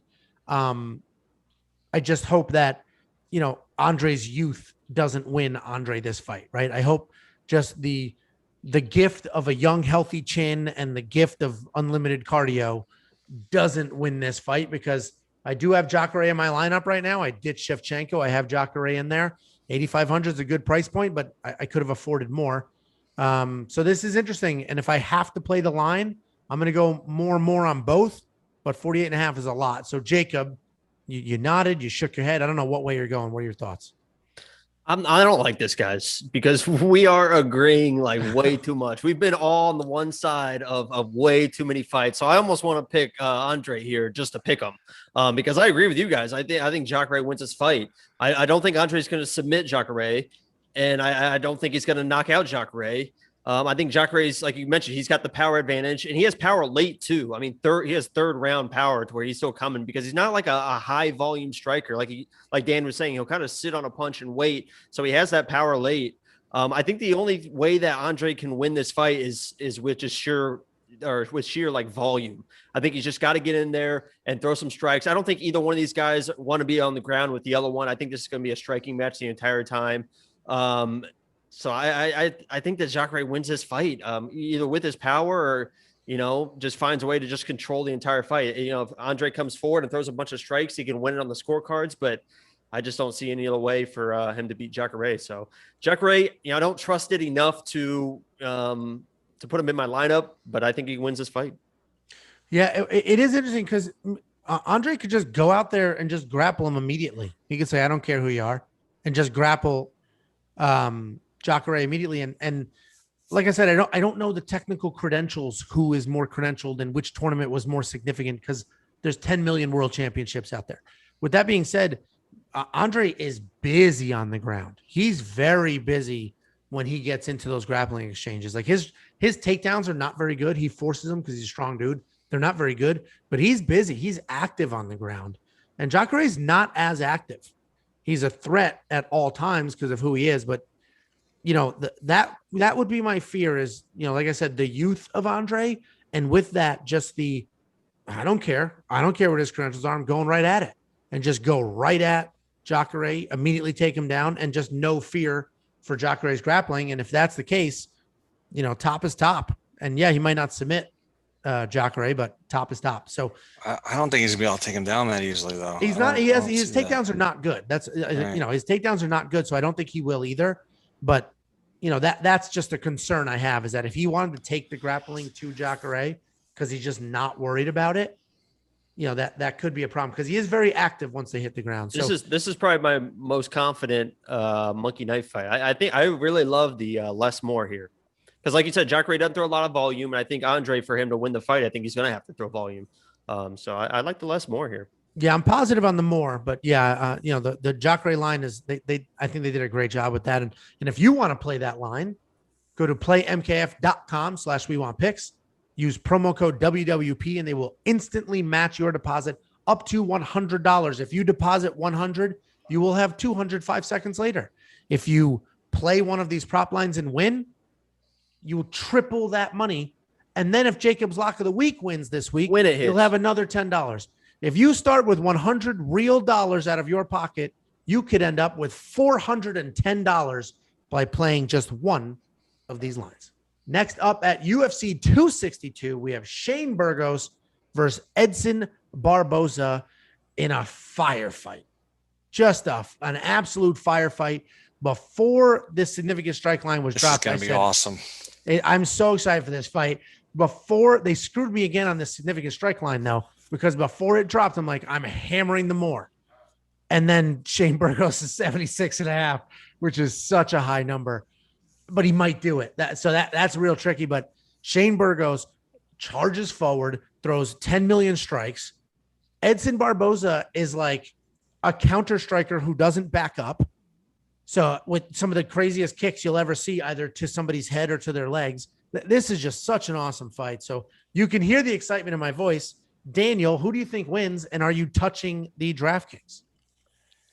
I am doing DraftKings here. I'll give you kind of my breakdown real quick, but yeah, first of all, could not agree more. This is going to be an exciting fight. Both of these guys are absolute savage strikers. So let's start with Burgos. I mean, his only losses are to Josh Emmett in his last fight and Calvin Kattar. And those guys are both very, very good fighters and very good strikers. Burgos is an unbelievably good striker. He's got very, very clean, straight punches, good boxing, just a solid stance. He just has an imposing stance to him, in a big frame for the division. And man, he's got a good chin. He got hit a lot last fight, and he ate them all and was coming back, firing down the middle with shots. He's got good calf kicks, very versatile. So he's just a very, very well-rounded striker. The one thing I'll say is he did get hit a lot in that last fight. Now, stylistically, it was a tough matchup for him. Josh Emmett is kind of throwing, when you're a tall striker that throws straight punches and you got a shorter guy who throws power hooks and comes in over the top, you're always a little open. And I think Emmett exposed him there. So that could be that. I mean, that's playing a factor into my pick. Let's put it that way. So then we got Edson Barboza. I think he's one of the most dynamic strikers in the UFC, and has been for a long time. A lot of people are down on him because he's 1-3 in his last 4 fights, but let's look at it. 2 of the fights were split decisions, Ige and Felder. I thought he beat Ige, to be honest. And then let's look at his last 5 losses, right? So Khabib, Kevin Lee, Gaethje, Felder, Ige. And I didn't write it here, but if you go to his last 7 losses, I think the next ones are like Tony Ferguson and another killer. It's insane it's just not fair who this guy's had to fight. So, I mean, to have that many losses, I don't even think that's a knock with the guys he was fighting. Michael Johnson and Cowboy were. Michael Johnson, right? Cowboy, too, is another loss. Yeah, so that's 8. And that's Cowboy. So Cowboy was number 8. So that's Cowboy 5 back years ago, when. Cowboy, yeah. Right, 6 years ago. exactly. 7 years ago, actually.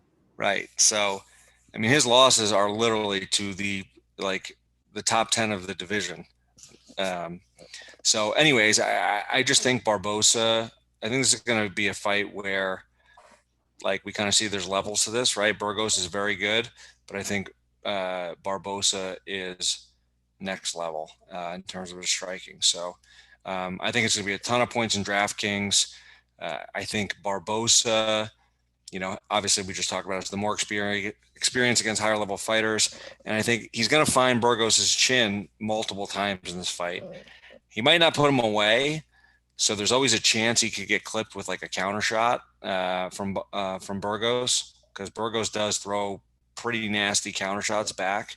But I got to go with Barboza, who I think is just the better striker. He's in my lineup for draft. I mean, it's $7,800. Come on. I mean, that is a value and a half. So he's in my lineup. I think he wins the fight. And yeah, significant strikes. That's tough because Burgos could get 76.5. I mean, they could both get 90 strikes. Well, Barboza's a little less volume, but I'm going to go with less more. And that accounts for the upside in a Barboza KO midway through the fight, if that happens. Yeah, the Shane Burgos line, they nailed it. That's just such a tricky one to pick there, because 76 is a lot, but he is crazy. He just marches forward throwing bombs, just high volume.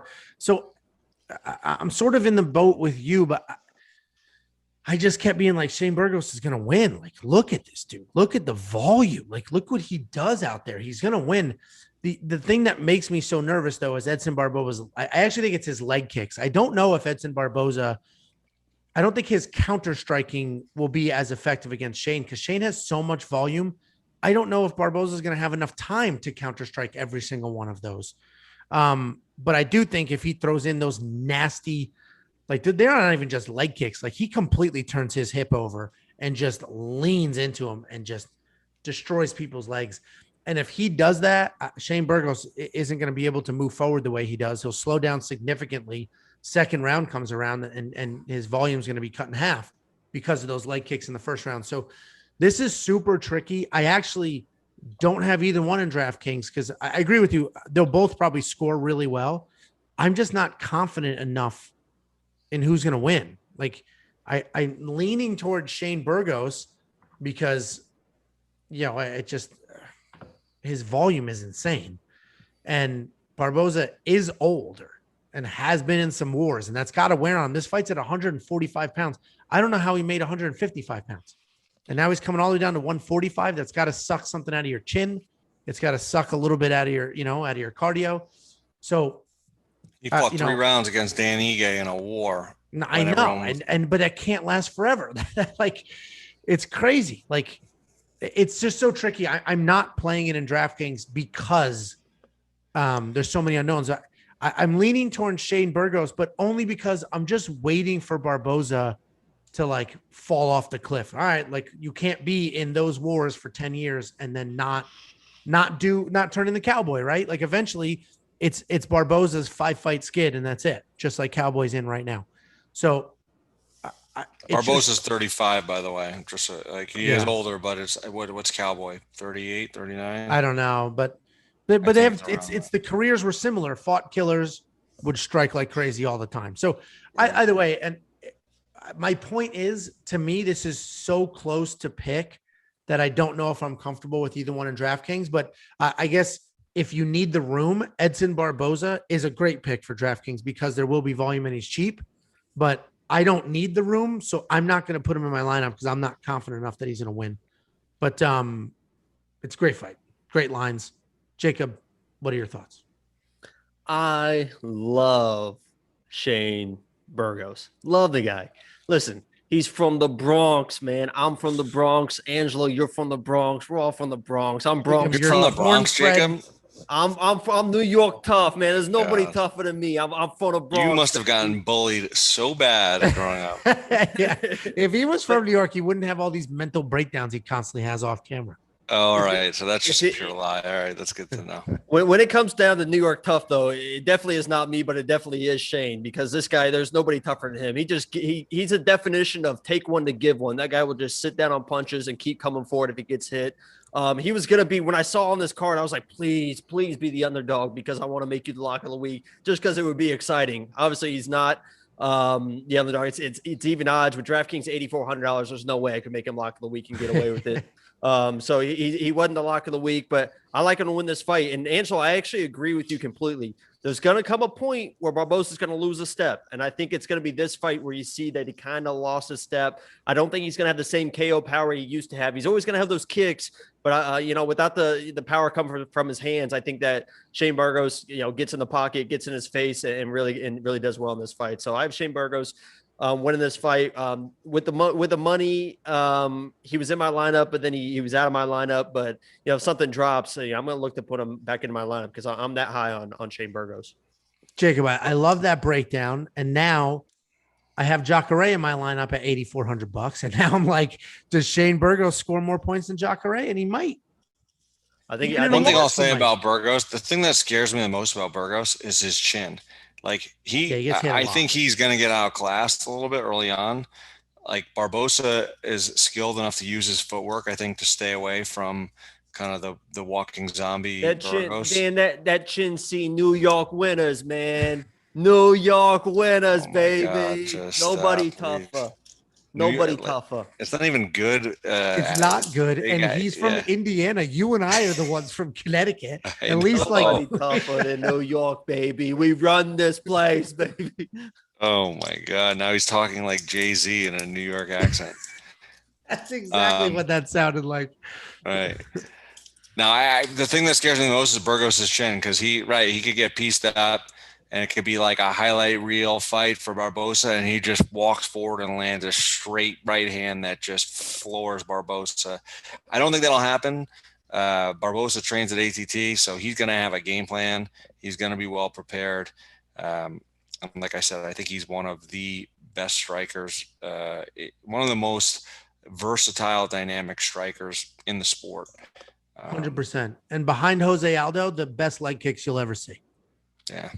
He's got to keep the distance, though. That's going to be the factor. In, out, and not let Burgos walk him down.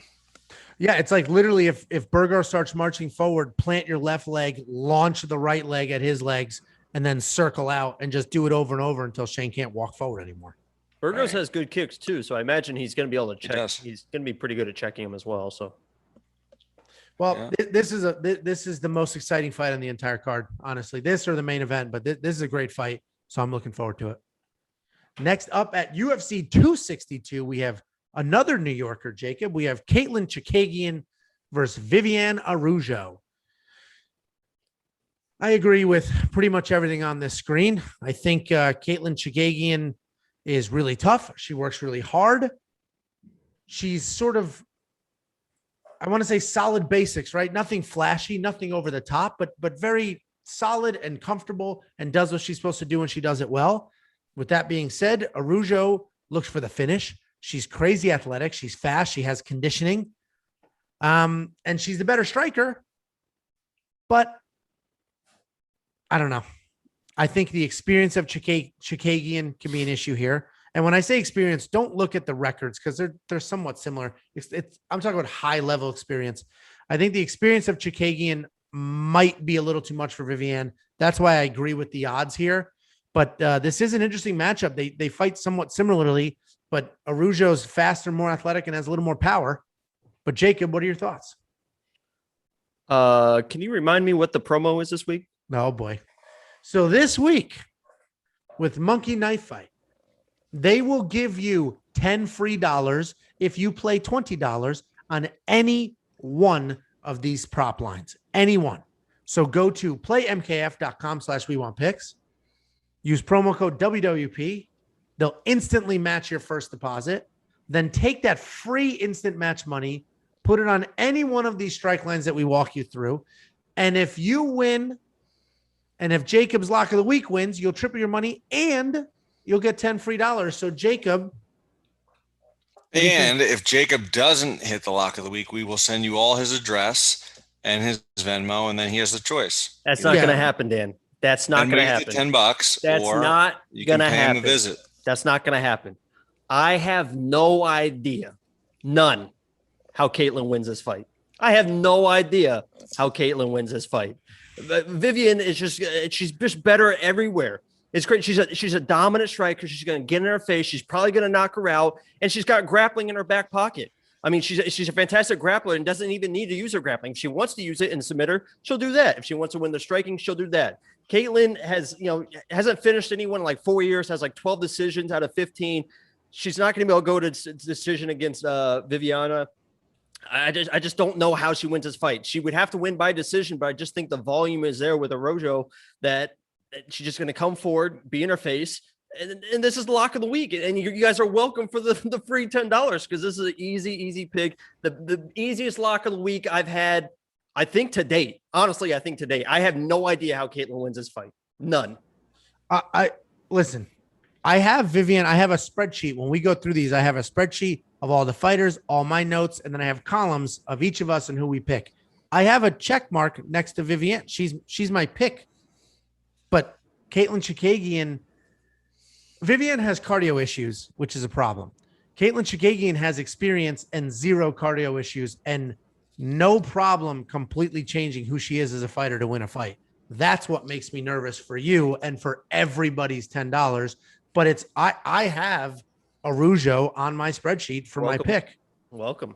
So Dan, we welcome you with open arms. Me and the Dan, people. Welcome to Walk of the Week. Is she in your lineup? No. If you think she's going to win at 7,400, that's very good value, Angelo. Is she in my lineup? No, she's not in my lineup. I mean, that's very good value at $7,400 because I think she wins. I don't need the money. This card is full right. of people. Everyone on this card is $8,000. Yeah. It's like, I mean, I'm going to be playing with my lineup all week. So I think Vivi wins, and I think she dominates, and I think she gets finished. Vivi. That's her nickname. VV. Just call her V for short. I mean, that's literally what her nickname is listed at. So nickname. That's what her Instagram is too. Daniel, why don't you go ahead and break this down for us? I agree. Well, not as emphatically as Jacob, but I like. Are you guys both going to be on my side? Because I might have to change my lock if you guys are both on my side. All right, that's what we should start doing. No matter what, we should just start agreeing with his lock of the week. His head will explode. No, I mean, I listen. Here's what I think. I think this is going to be a very close fight. Chookagian. I mean, it's tough looking at records, right? She's alternated wins and losses in her last 4, but she is good everywhere. Good striker, long and rangy, stays busy, but she doesn't have a lot of power, right? But she does what she needs to win. Like, that's her kind of MO. And she can do that really against any level of competition. She's beat people that she's not supposed to beat, and she's lost to people that she's probably supposed to win against. But overall, she's very good, and she can hang with anybody. I think she can wrestle if she needs to. We saw that against Shevchenko. She dominated Shevchenko on the ground. And she won her last fight against a really tough Cynthia Calvillo. So Chookagian's good. You know what you're going to get out of her. But I think Viviane Araújo is just a little bit better of a striker. I don't want to say better. Listen, she's got more power for sure. Come on, Dan. Keep it coming. Come on. She's got more power. But less cardio. Right? So there's like alternating forces here. Yeah. I mean, that's why I think ultimately it's going to be a very close fight. I have here in my notes basically this is going to be a back and forth striking fight. I'm going to pick who is ever a value in DraftKings, and that happens to be Araújo. I do think she can win the fight too. I just think it's going to be a close fight. I think this is going to come down to who executes their game plan the right way, right? If Chookagian can keep Araújo at a distance, stay busier, just keep racking up the points, landing more shots, she could win a decision. But if Araújo really pressures her and puts a beating on her and doesn't gas later in the fight or mixes in some takedowns and gets some scrambles on the ground where she ends up in a good position, she'll win the fight. So I think it's going to be a close one, but for $7,400, lock of the week all day, baby. Here we go. All three of us. Here we go. Well, we'll ride the train. My only concern over more on the yeah, more is a good play on the significant strike line because they are both strikers. I disagree.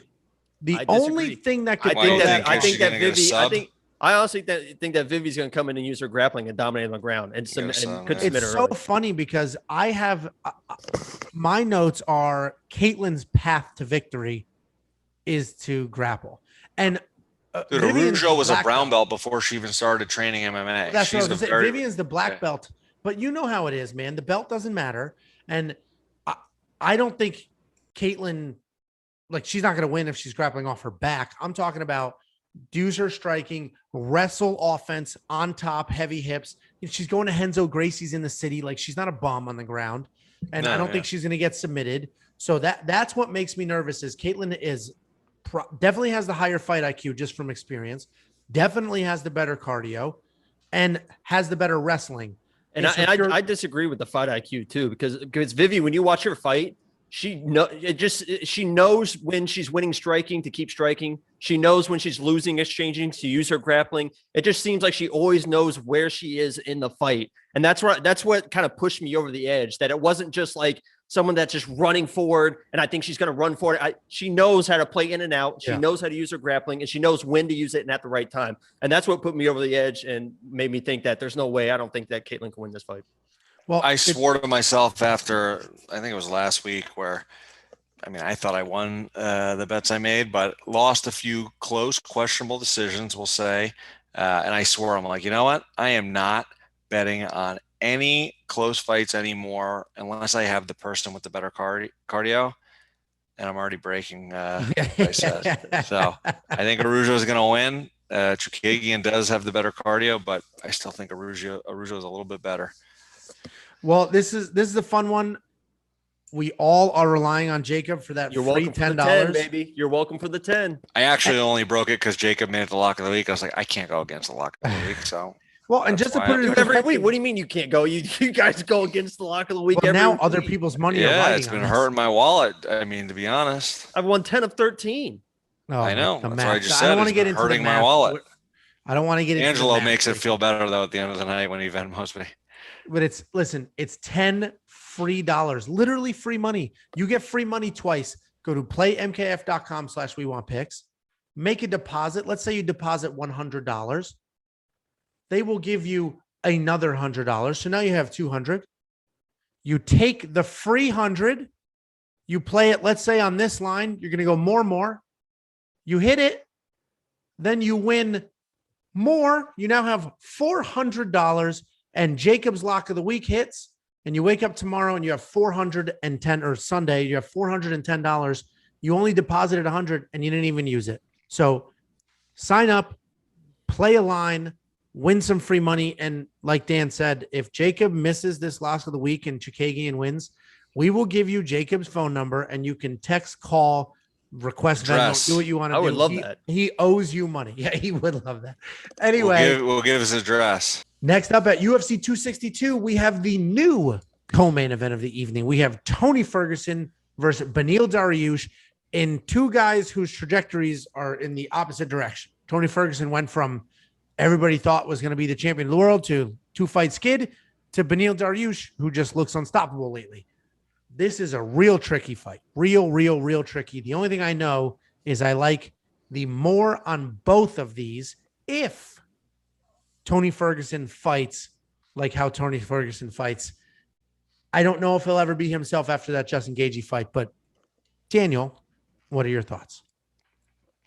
Yeah, I mean, I agree with you. This is, I mean, it comes down to what you just said at the end there, like what Tony Ferguson are we going to see, right? So, I mean, I watched tape on these guys a little bit, but I mean, I've seen most of all their fights anyways. So, let's just talk about Ferguson. The guy's fought everybody on an absolute tear, 12-fight win streak, and all of a sudden he fights Justin Gaethje. And that was one of the worst beatings I've ever seen in my life. I literally still get chills thinking about that fight. Like, I was like yelling at the TV, please stop. He was twitching and like his body was having spasms because he was getting hit so hard throughout the fight and he wouldn't go down. That was just, I didn't even enjoy it towards the end, to be honest. That was so bad. So yeah, I don't know if I mean, I think it's a combination of that fight. His last fight against Charles Oliveira, it really surprised. I don't want to say it surprised me because Oliveira won. I thought Oliveira would win that fight, but the way he dominated, I was like, man, this just doesn't look like the same. It was like Tony was afraid to engage. He was taken down multiple times, almost finished. So it's like the Gaethje war. Plus, if you read what's going on in his life, I mean, he's got some major issues. It sounds like police being called, custody, divorce. I mean, that just can't be good. So I mean, all those things coming together, it just feels like Ferguson's going the other way. I did get a little.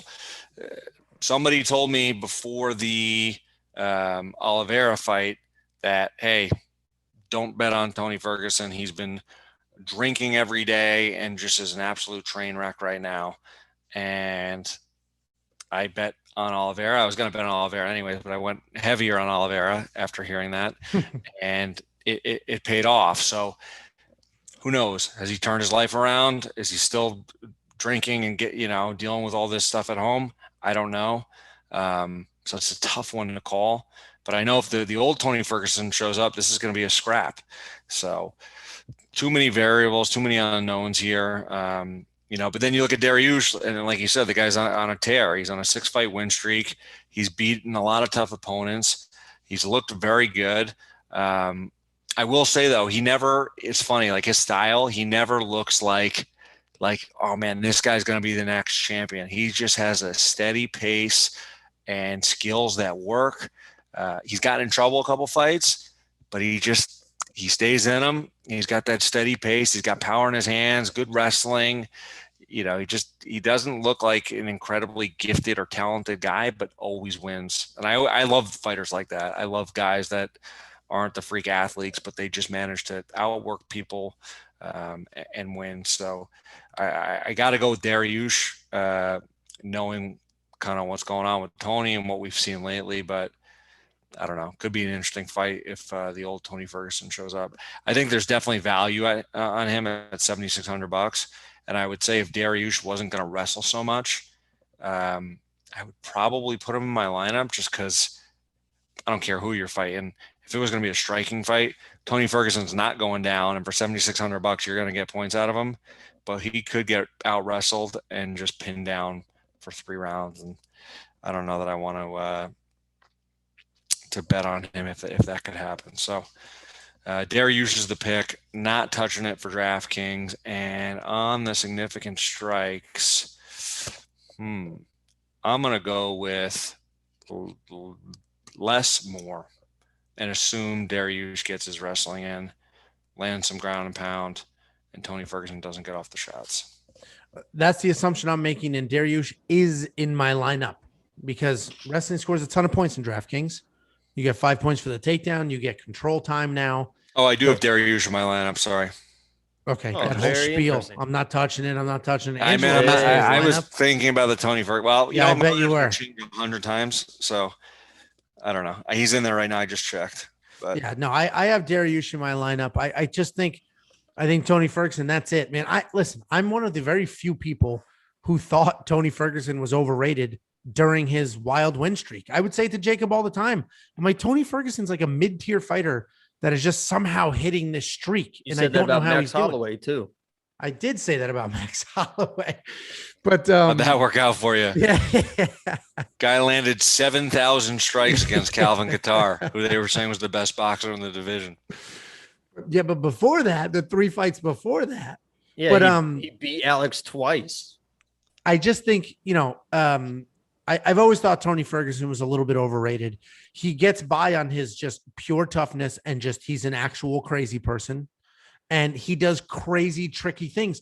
Half those fights he won, he was losing, but because he's so wild with his sharp elbows, he would literally slice and dice people, and then he would win the fight like that. So, I think Justin Gaethje took a piece of Tony Ferguson out of him.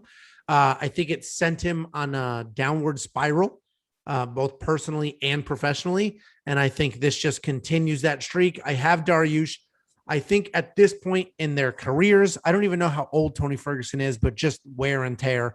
At 37. This point, 37. Okay. And human years, 37. Wear and tear years, 4,724. He's taking some beating. So, and the poor dude, man, he tripped over an extension cord and didn't get his title fight. Like the poor guy. He's had a rough couple of years, right? He was supposed to fight Khabib for the title, tripped over an extension cord, didn't fight for a year and a half, and then Justin Gaethje murdered him. So you think him and Diego Sanchez ever had a beer together at the bar? It would be the wildest conversation ever. Yeah. So I just think Dariush definitely has the better wrestling. Tony Ferguson, he wrestled in high school, but he's not a great wrestler. So Dariush he definitely wrestled has the in college. He wrestled at Grand Valley State, I think. He played baseball too, so he definitely has the better wrestling. Dariush, at least in MMA. He definitely has more power. Tony Ferguson never had a lot of power, but he's super tricky and has high volume. And I think Dariush is just younger, less wear and tear, and just more well-rounded. Tony Ferguson could have a million tricks up his sleeve and come out there and do the craziness and destroy Dariush. I don't see it happen. I have Dariush in my lineup. Jacob, why don't you go ahead and tell us how Tony Ferguson beat Justin Gaethje?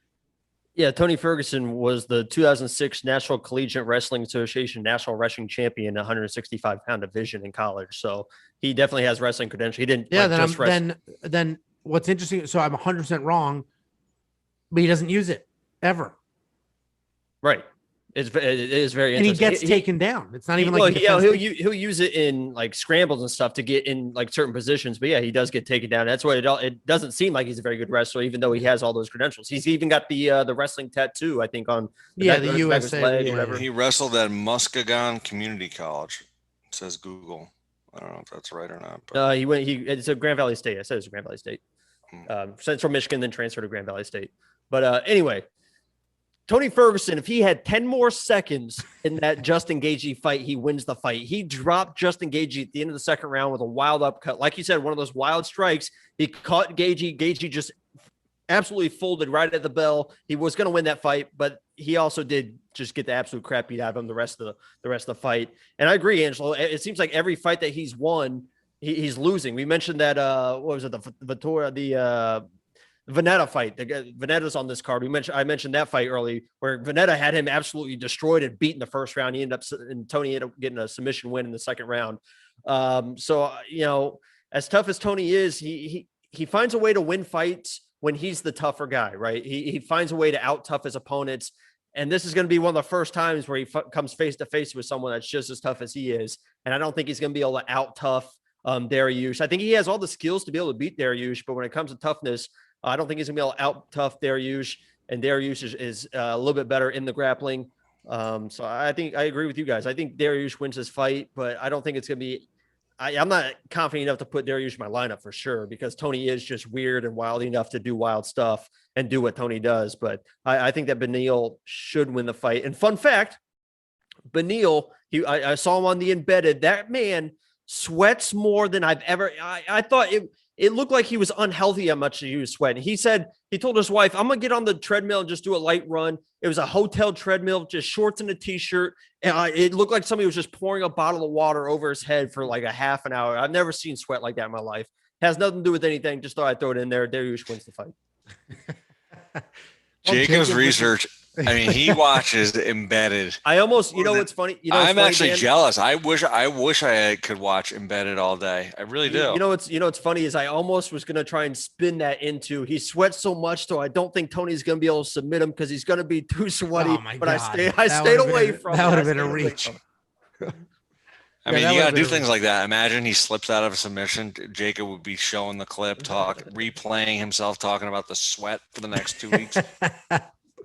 Well, either way, it's an interesting fight. I actually don't think it's going to be that exciting because I don't think old Tony Ferguson shows up, but it's definitely an interesting fight. I'm very curious to see what happens. Depending on the outcome of this fight, we definitely have an interesting little mix up at lightweight. Speaking of lightweight, I was so awkward. You should leave it in, Angelo. The only person that I looked bad for was Jacob. I mean, what was that?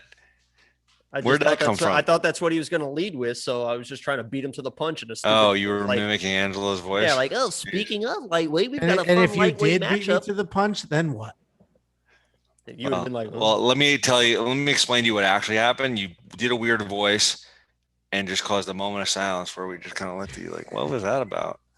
That's kind of what really happened. The best comedy is when I laugh and nobody else laughs. All right. You know what? I don't even think you laughed. You kind of stood there. You're like waiting for us to laugh. No, I thought it was hilarious. So it's all matters to me. I'm the funniest person I know. So do that voice again. Let's want to hear it. Oh, and the next in the light. Wait, I was speaking of lightweight matchup. We've got a fun one coming up for you in this main event. Very, very tricky. Charles Oliveira versus Michael Chandler. Angelo, what do you think of this fight? All right, let's go. I'm leaving all of this in, by the way. Well, now I just passed it off to you. You just got to keep going with it.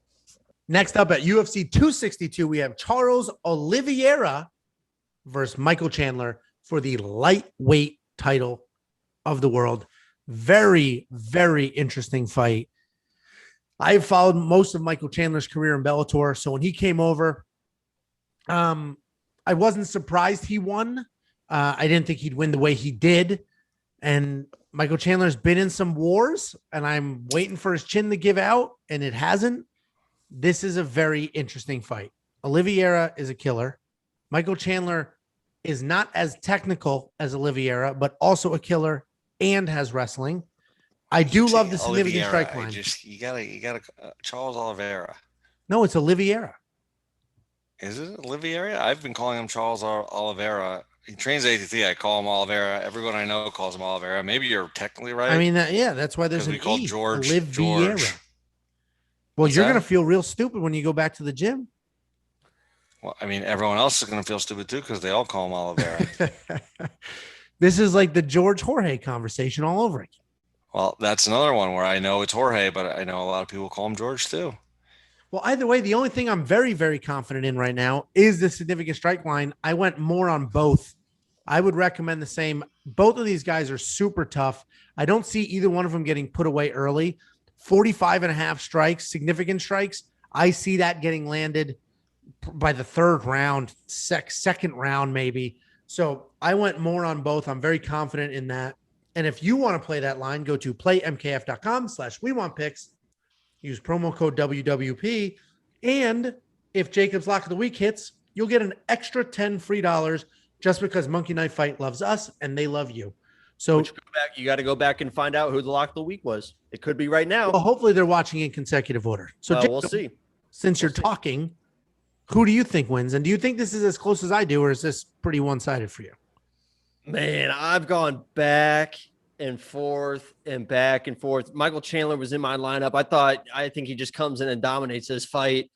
He was going to be my lock of the week. And the only thing that it took to change my mind was one morning I woke up, I'm checking Instagram, doing my research as I normally do every morning for the channel, flipping through my Instagram. And there was a video where Charles Oliveira's top 10 submissions or something. And it's the most ridiculous thing. I think he's got the most submissions in UFC history, but the way he doesn't set up submissions. He just, by the time you realize there's a submission about to happen, you're already choked out. It's the speed at which he gets these submissions is just unreal. So if you're Michael Chandler and it's like, do you wrestle? I would be scared to death to shoot anything on this guy because the way he can just grab your neck at any second, it's like, I think Michael Chandler just has to come out and be a striker and throw power shots, which, Charles can counter and is also a very good striker in his own right. So, originally I liked Michael Chandler to be able to find a way to strategically wrestle Charles and neutralize his jiu-jitsu. But literally all it took was me watching Charles's top 10 submissions to realize this is going to be very, very tough for Michael Chandler to be in this fight, to win this fight. I think he's definitely tough enough. I agree. I think the more and more on this is a good, unless Michael Chandler comes in and throws that bomb and lands that bomb that I think he has to land in this fight. I don't see him getting taken down by Charles. Maybe if there's a weird scramble where Michael does shoot and Charles reverses the position. But I think this turns into kind of a striking battle. And I think Charles has the length and is good enough to win that fight. So, Charles found his way in my lineup. Originally, I had Chandler in the lineup. I thought he was going to win. He was going to be my lock of the week. I've gone all the way to the other side to where I think that Charles wins this fight, becomes the champion. And I don't know anyone in the division that's going to beat him for a little bit. So I like him to win this title, Charles Oliveira. So I have Michael Chandler in my lineup. I think he wins. I can afford Oliveira in my lineup because everybody on this card is pretty affordable. But I do have Michael Chandler. But let me break down Charles Oliveira. He's got better, more technical striking. He's very dynamic with his kicks. I don't think Michael Chandler throws any kicks. He obviously has better jiu-jitsu. What Michael Chandler has is wrestling, power, and just championship mentality and grit. Michael Chandler is a champion, is a former champion, was a champion for a long time, can be in those ridiculous wars. Now, that could be a problem because he's been hit a few times. He's been in those wars, but Oliveira has as well. So I think they're about even as far as wear and tear on their body is concerned. But Michael Chandler has ridiculous wrestling skills, has ridiculous power, and he is a champion. He's just one of those people. It is in his body to be a champion. He doesn't know how to not be. Where Oliveira, his career has yo-yoed a bit. And, there's times where he just doesn't show up. Some of those losses, it's like, what happened here?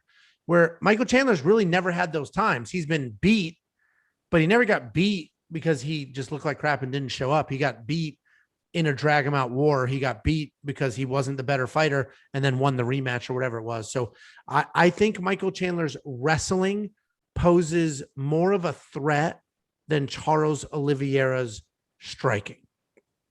As much as that makes sense. I don't think Oliveira is going to submit Michael Chandler. And you're right. He's real tricky. He catches everybody in their scrambles. That's actually very similar to how Nick Newell, the other guy in this show who's not on now because he's the other guy. I like how you said the other guy. Like the other guy on the show. Like it's not Nick Newell. No, he's fighting for Bellator, so he's full training camp and can't do this with us for a few weeks. He fights June 11th, but he's very similar. Where Nick, if you watch, before he fought Justin Gaethje, he was 13-0 with 12 first-round stoppages, and like 10 of them were submission, and they're all just out of nowhere in a scramble. He sees an opportunity, he takes it in a scramble. Oliveira is the same way. With that being said, Michael Chandler is just such a great wrestler with such great hips, He's been in MMA for a very long time. I don't see him getting caught. I do see the power. I was questioning Michael Chandler going into his first UFC fight against Dan Hooker. I thought Dan Hooker was just more technical on his feet and was going to get it done. And that is not what happened. And Michael Chandler is my pick. He's in my DraftKings lineup, and I'm going more on the Monkey Knife Fight Significant Strike line to triple my money. Daniel, what are your thoughts? I mean, I've got so much I want to say right now, Angelo, but let's just start with this because I had to listen to you call him Oliveira for the last 15 minutes. All right, so let's just. Oliveira. Well, he spells it Nice wrong. with that. Hey, shout out to the editing team there. That was nice. I like that. Let's just take it from the top and redo this. And you should probably change your analysis too. I'm not saying your pick is wrong. I'm not picking Chandler, but I mean, some things in your breakdown, I just don't see it going that way. I think this fight, I agree. This is a tough fight for both fighters. Okay.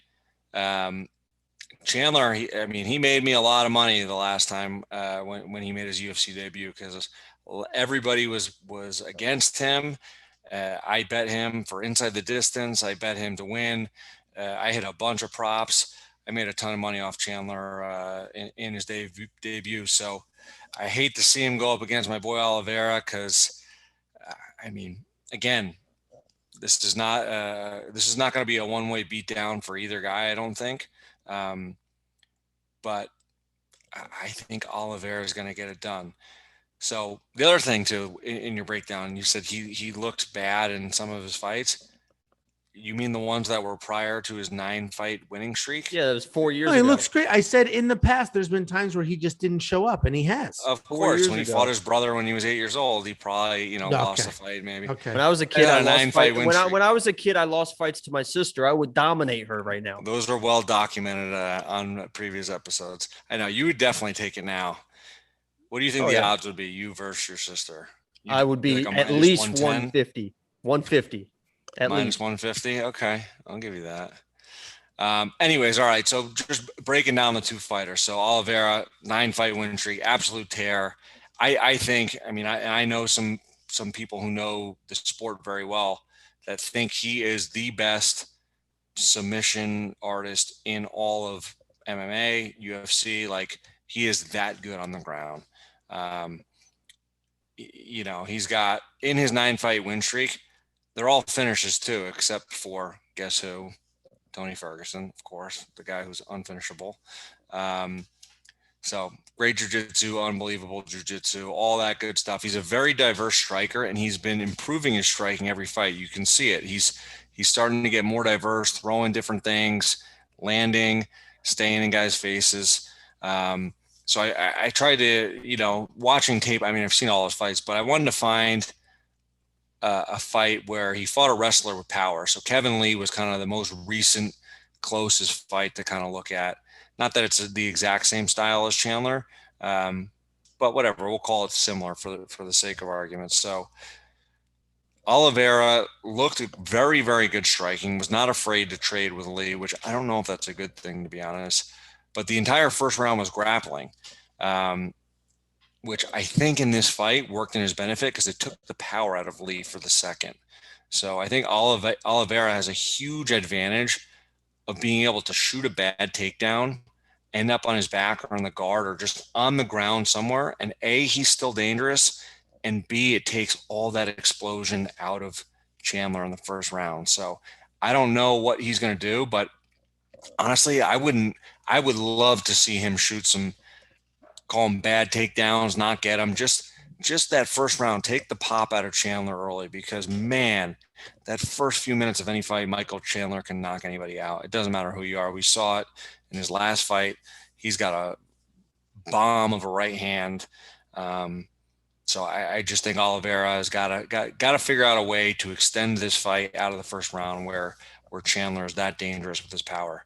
As far as his submissions go on the ground, you kind of talked about it. He's live from anywhere. Heel hooks. He's got tons of sweeps that he uses, submissions that go to sweeps.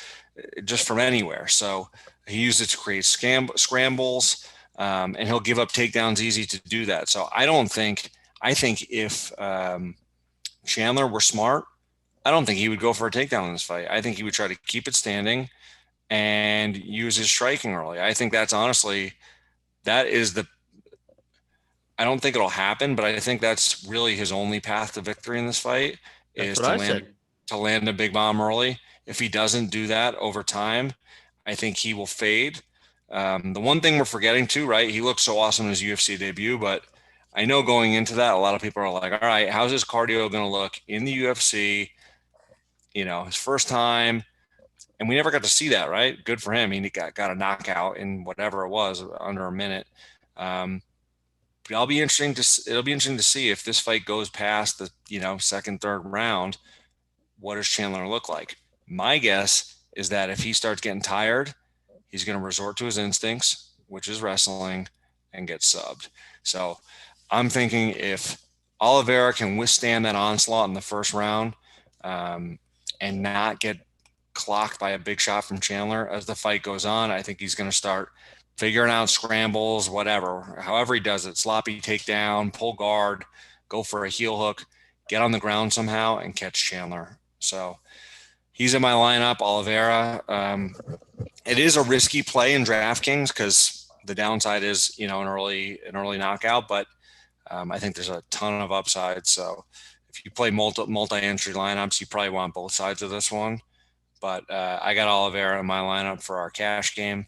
I think he's going to win the fight, and I think he will be, the new champion, and he's going to be tough to beat. Yeah, I mean, hold on. I got a fun story about Michael Chandler real quick that you're really going to enjoy, Angelo. Because he was getting ready to leave for vacation with his wife. They stopped at the airport. His wife bought him his favorite candy bar, Angelo, which is a Snickers. And right before he could eat that Snickers, he got a phone call that said, "Do you want to fight for the title?" And he said yes. And he immediately just put the Snickers in his bag and said, "I'm going to save this for after the fight." So he's got a Snickers in his bag that he's waiting to eat after the fight that he didn't eat because he immediately went to training camp, even on that vacation. So I thought that was a fun fact that you would like. Or that you would enjoy because it involved. But he was hungry though, right? At the time. Right. Yeah. So why wait? Angelo wouldn't. I know that. It was a great job, guys. Come on.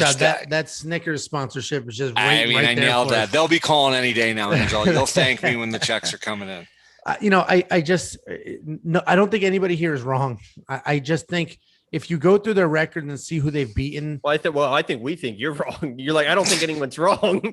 You're the one that would be the wrong. Somebody has to be wrong. You picked one side. We picked the other side. And so my analysis is that Chandler has a ton of power, phenomenal wrestling, and is a champion.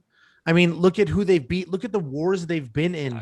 You are not wrong. You're correct. Like Eddie Alvarez, go watch Michael Chandler versus Eddie Alvarez 1 and 2 and tell me that guy is not a champion. Like Eddie Alvarez and Michael feels like Chandler, a very different Angelo than was in the live stream the other day. I don't know. It sounds like I'm more composed. So a different take on Chandler. I just think, my fear with Michael Chandler is he's on his way to Cowboyville. He's been in some absolute wars and beatings, and he's eventually gonna turn that corner because he's been through too much. With that being said, I think Charles Oliveira, and maybe I'm wrong. Like, he's phenomenal. He's like, I just don't see him as a champion. I don't see him as a champion. I don't think he's championship cow. He's on a 9-fight win streak. It's phenomenal. But who in that win streak is Jim Miller, Clay Guida, like Nick Lentz. Nick Lentz's last fight in the UFC. Like, it's not like those are like decision wins where he looks okay. I got you, man. He's dominating everyone. Everyone. I'm not trying to dog him. I'm just saying. Sounds like you are because you just said I don't think he's a champion. So I don't think he's a champion. Everybody's a champion. I mean, there's tons of phenomenal fighters. This guy's fighting for the title, and he's dominating his last 9 fights. If that's not, he's 100% earned his title shot. I don't think he beats anybody else. Like, I think this is both of their best chance to be a UFC champion. Honestly, I think Charles Oliveira is the best matchup. They're fighting for the title, so that would be a good assumption. Yeah, but like, I don't think either one of them beat Dustin Poirier. I don't think either one of them beat who the hell kicked the crap out of him? We just talked about him, Justin Gaethje. So anyway, I think the one. Go. Sorry. Go ahead. No, go ahead. No, I was just say the one thing I hope we don't see, and out of Oliveira, is in that Kevin Lee fight. I will say he was willing to just walk forward and take shots to give him.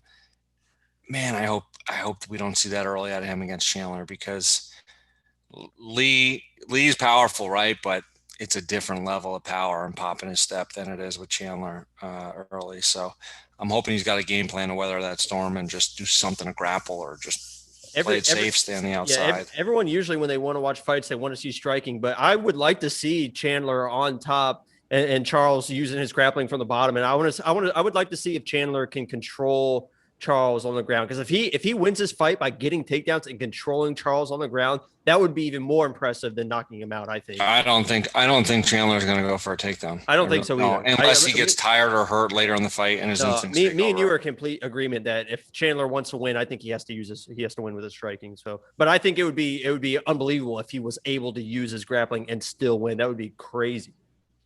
Yeah, it's a fun fight. I wish this fight was like 4 years ago, honestly. But it is a fun fight. I'm definitely looking forward to it. I have Michael Chandler in my lineup. I could afford Charles Oliveira. I just don't. I don't know, man. It's super tight. Maybe I'll wake up tomorrow feeling differently, but that's how I feel. It's a great week. It's not the biggest named card on the planet, but these fights are all awesome, top to bottom.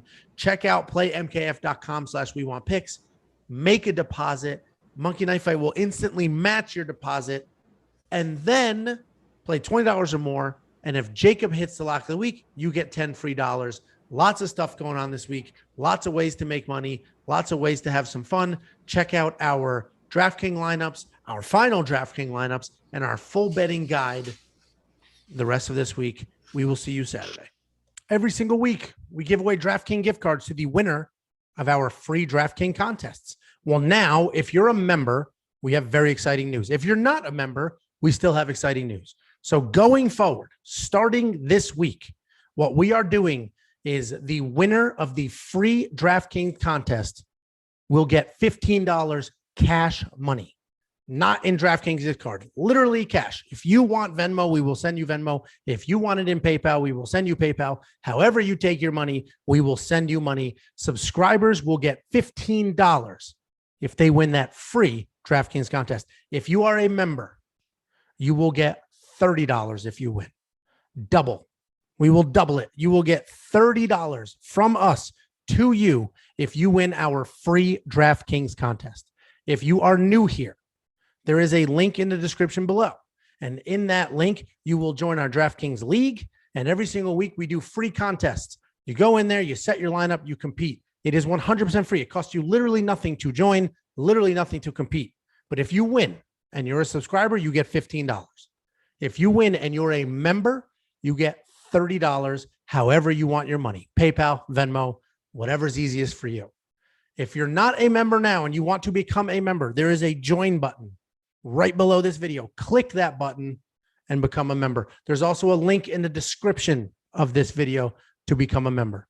I just want to give a giant thank you to all of our members and supporters. We had another amazing week. Thanks to you. I want to specifically thank Antsy Music, Chris Tarano, David Ramon, Chris Jory, Dunchichi, Jesse Cahea, Laputa, Joe Todoro, Logan Garrick, X Sweet Spot X, Jordan Bergard, Aaron Reynolds, Brent Hinson, Jill, Juan Valdez, Chris Riley, Kayla Roth, and Pierre Exelholm. Thank you all very much. If you are not a member and you want to become one, click the join button down below. If you want to support the channel, we have a donation link in the description. Thank you all very, very much.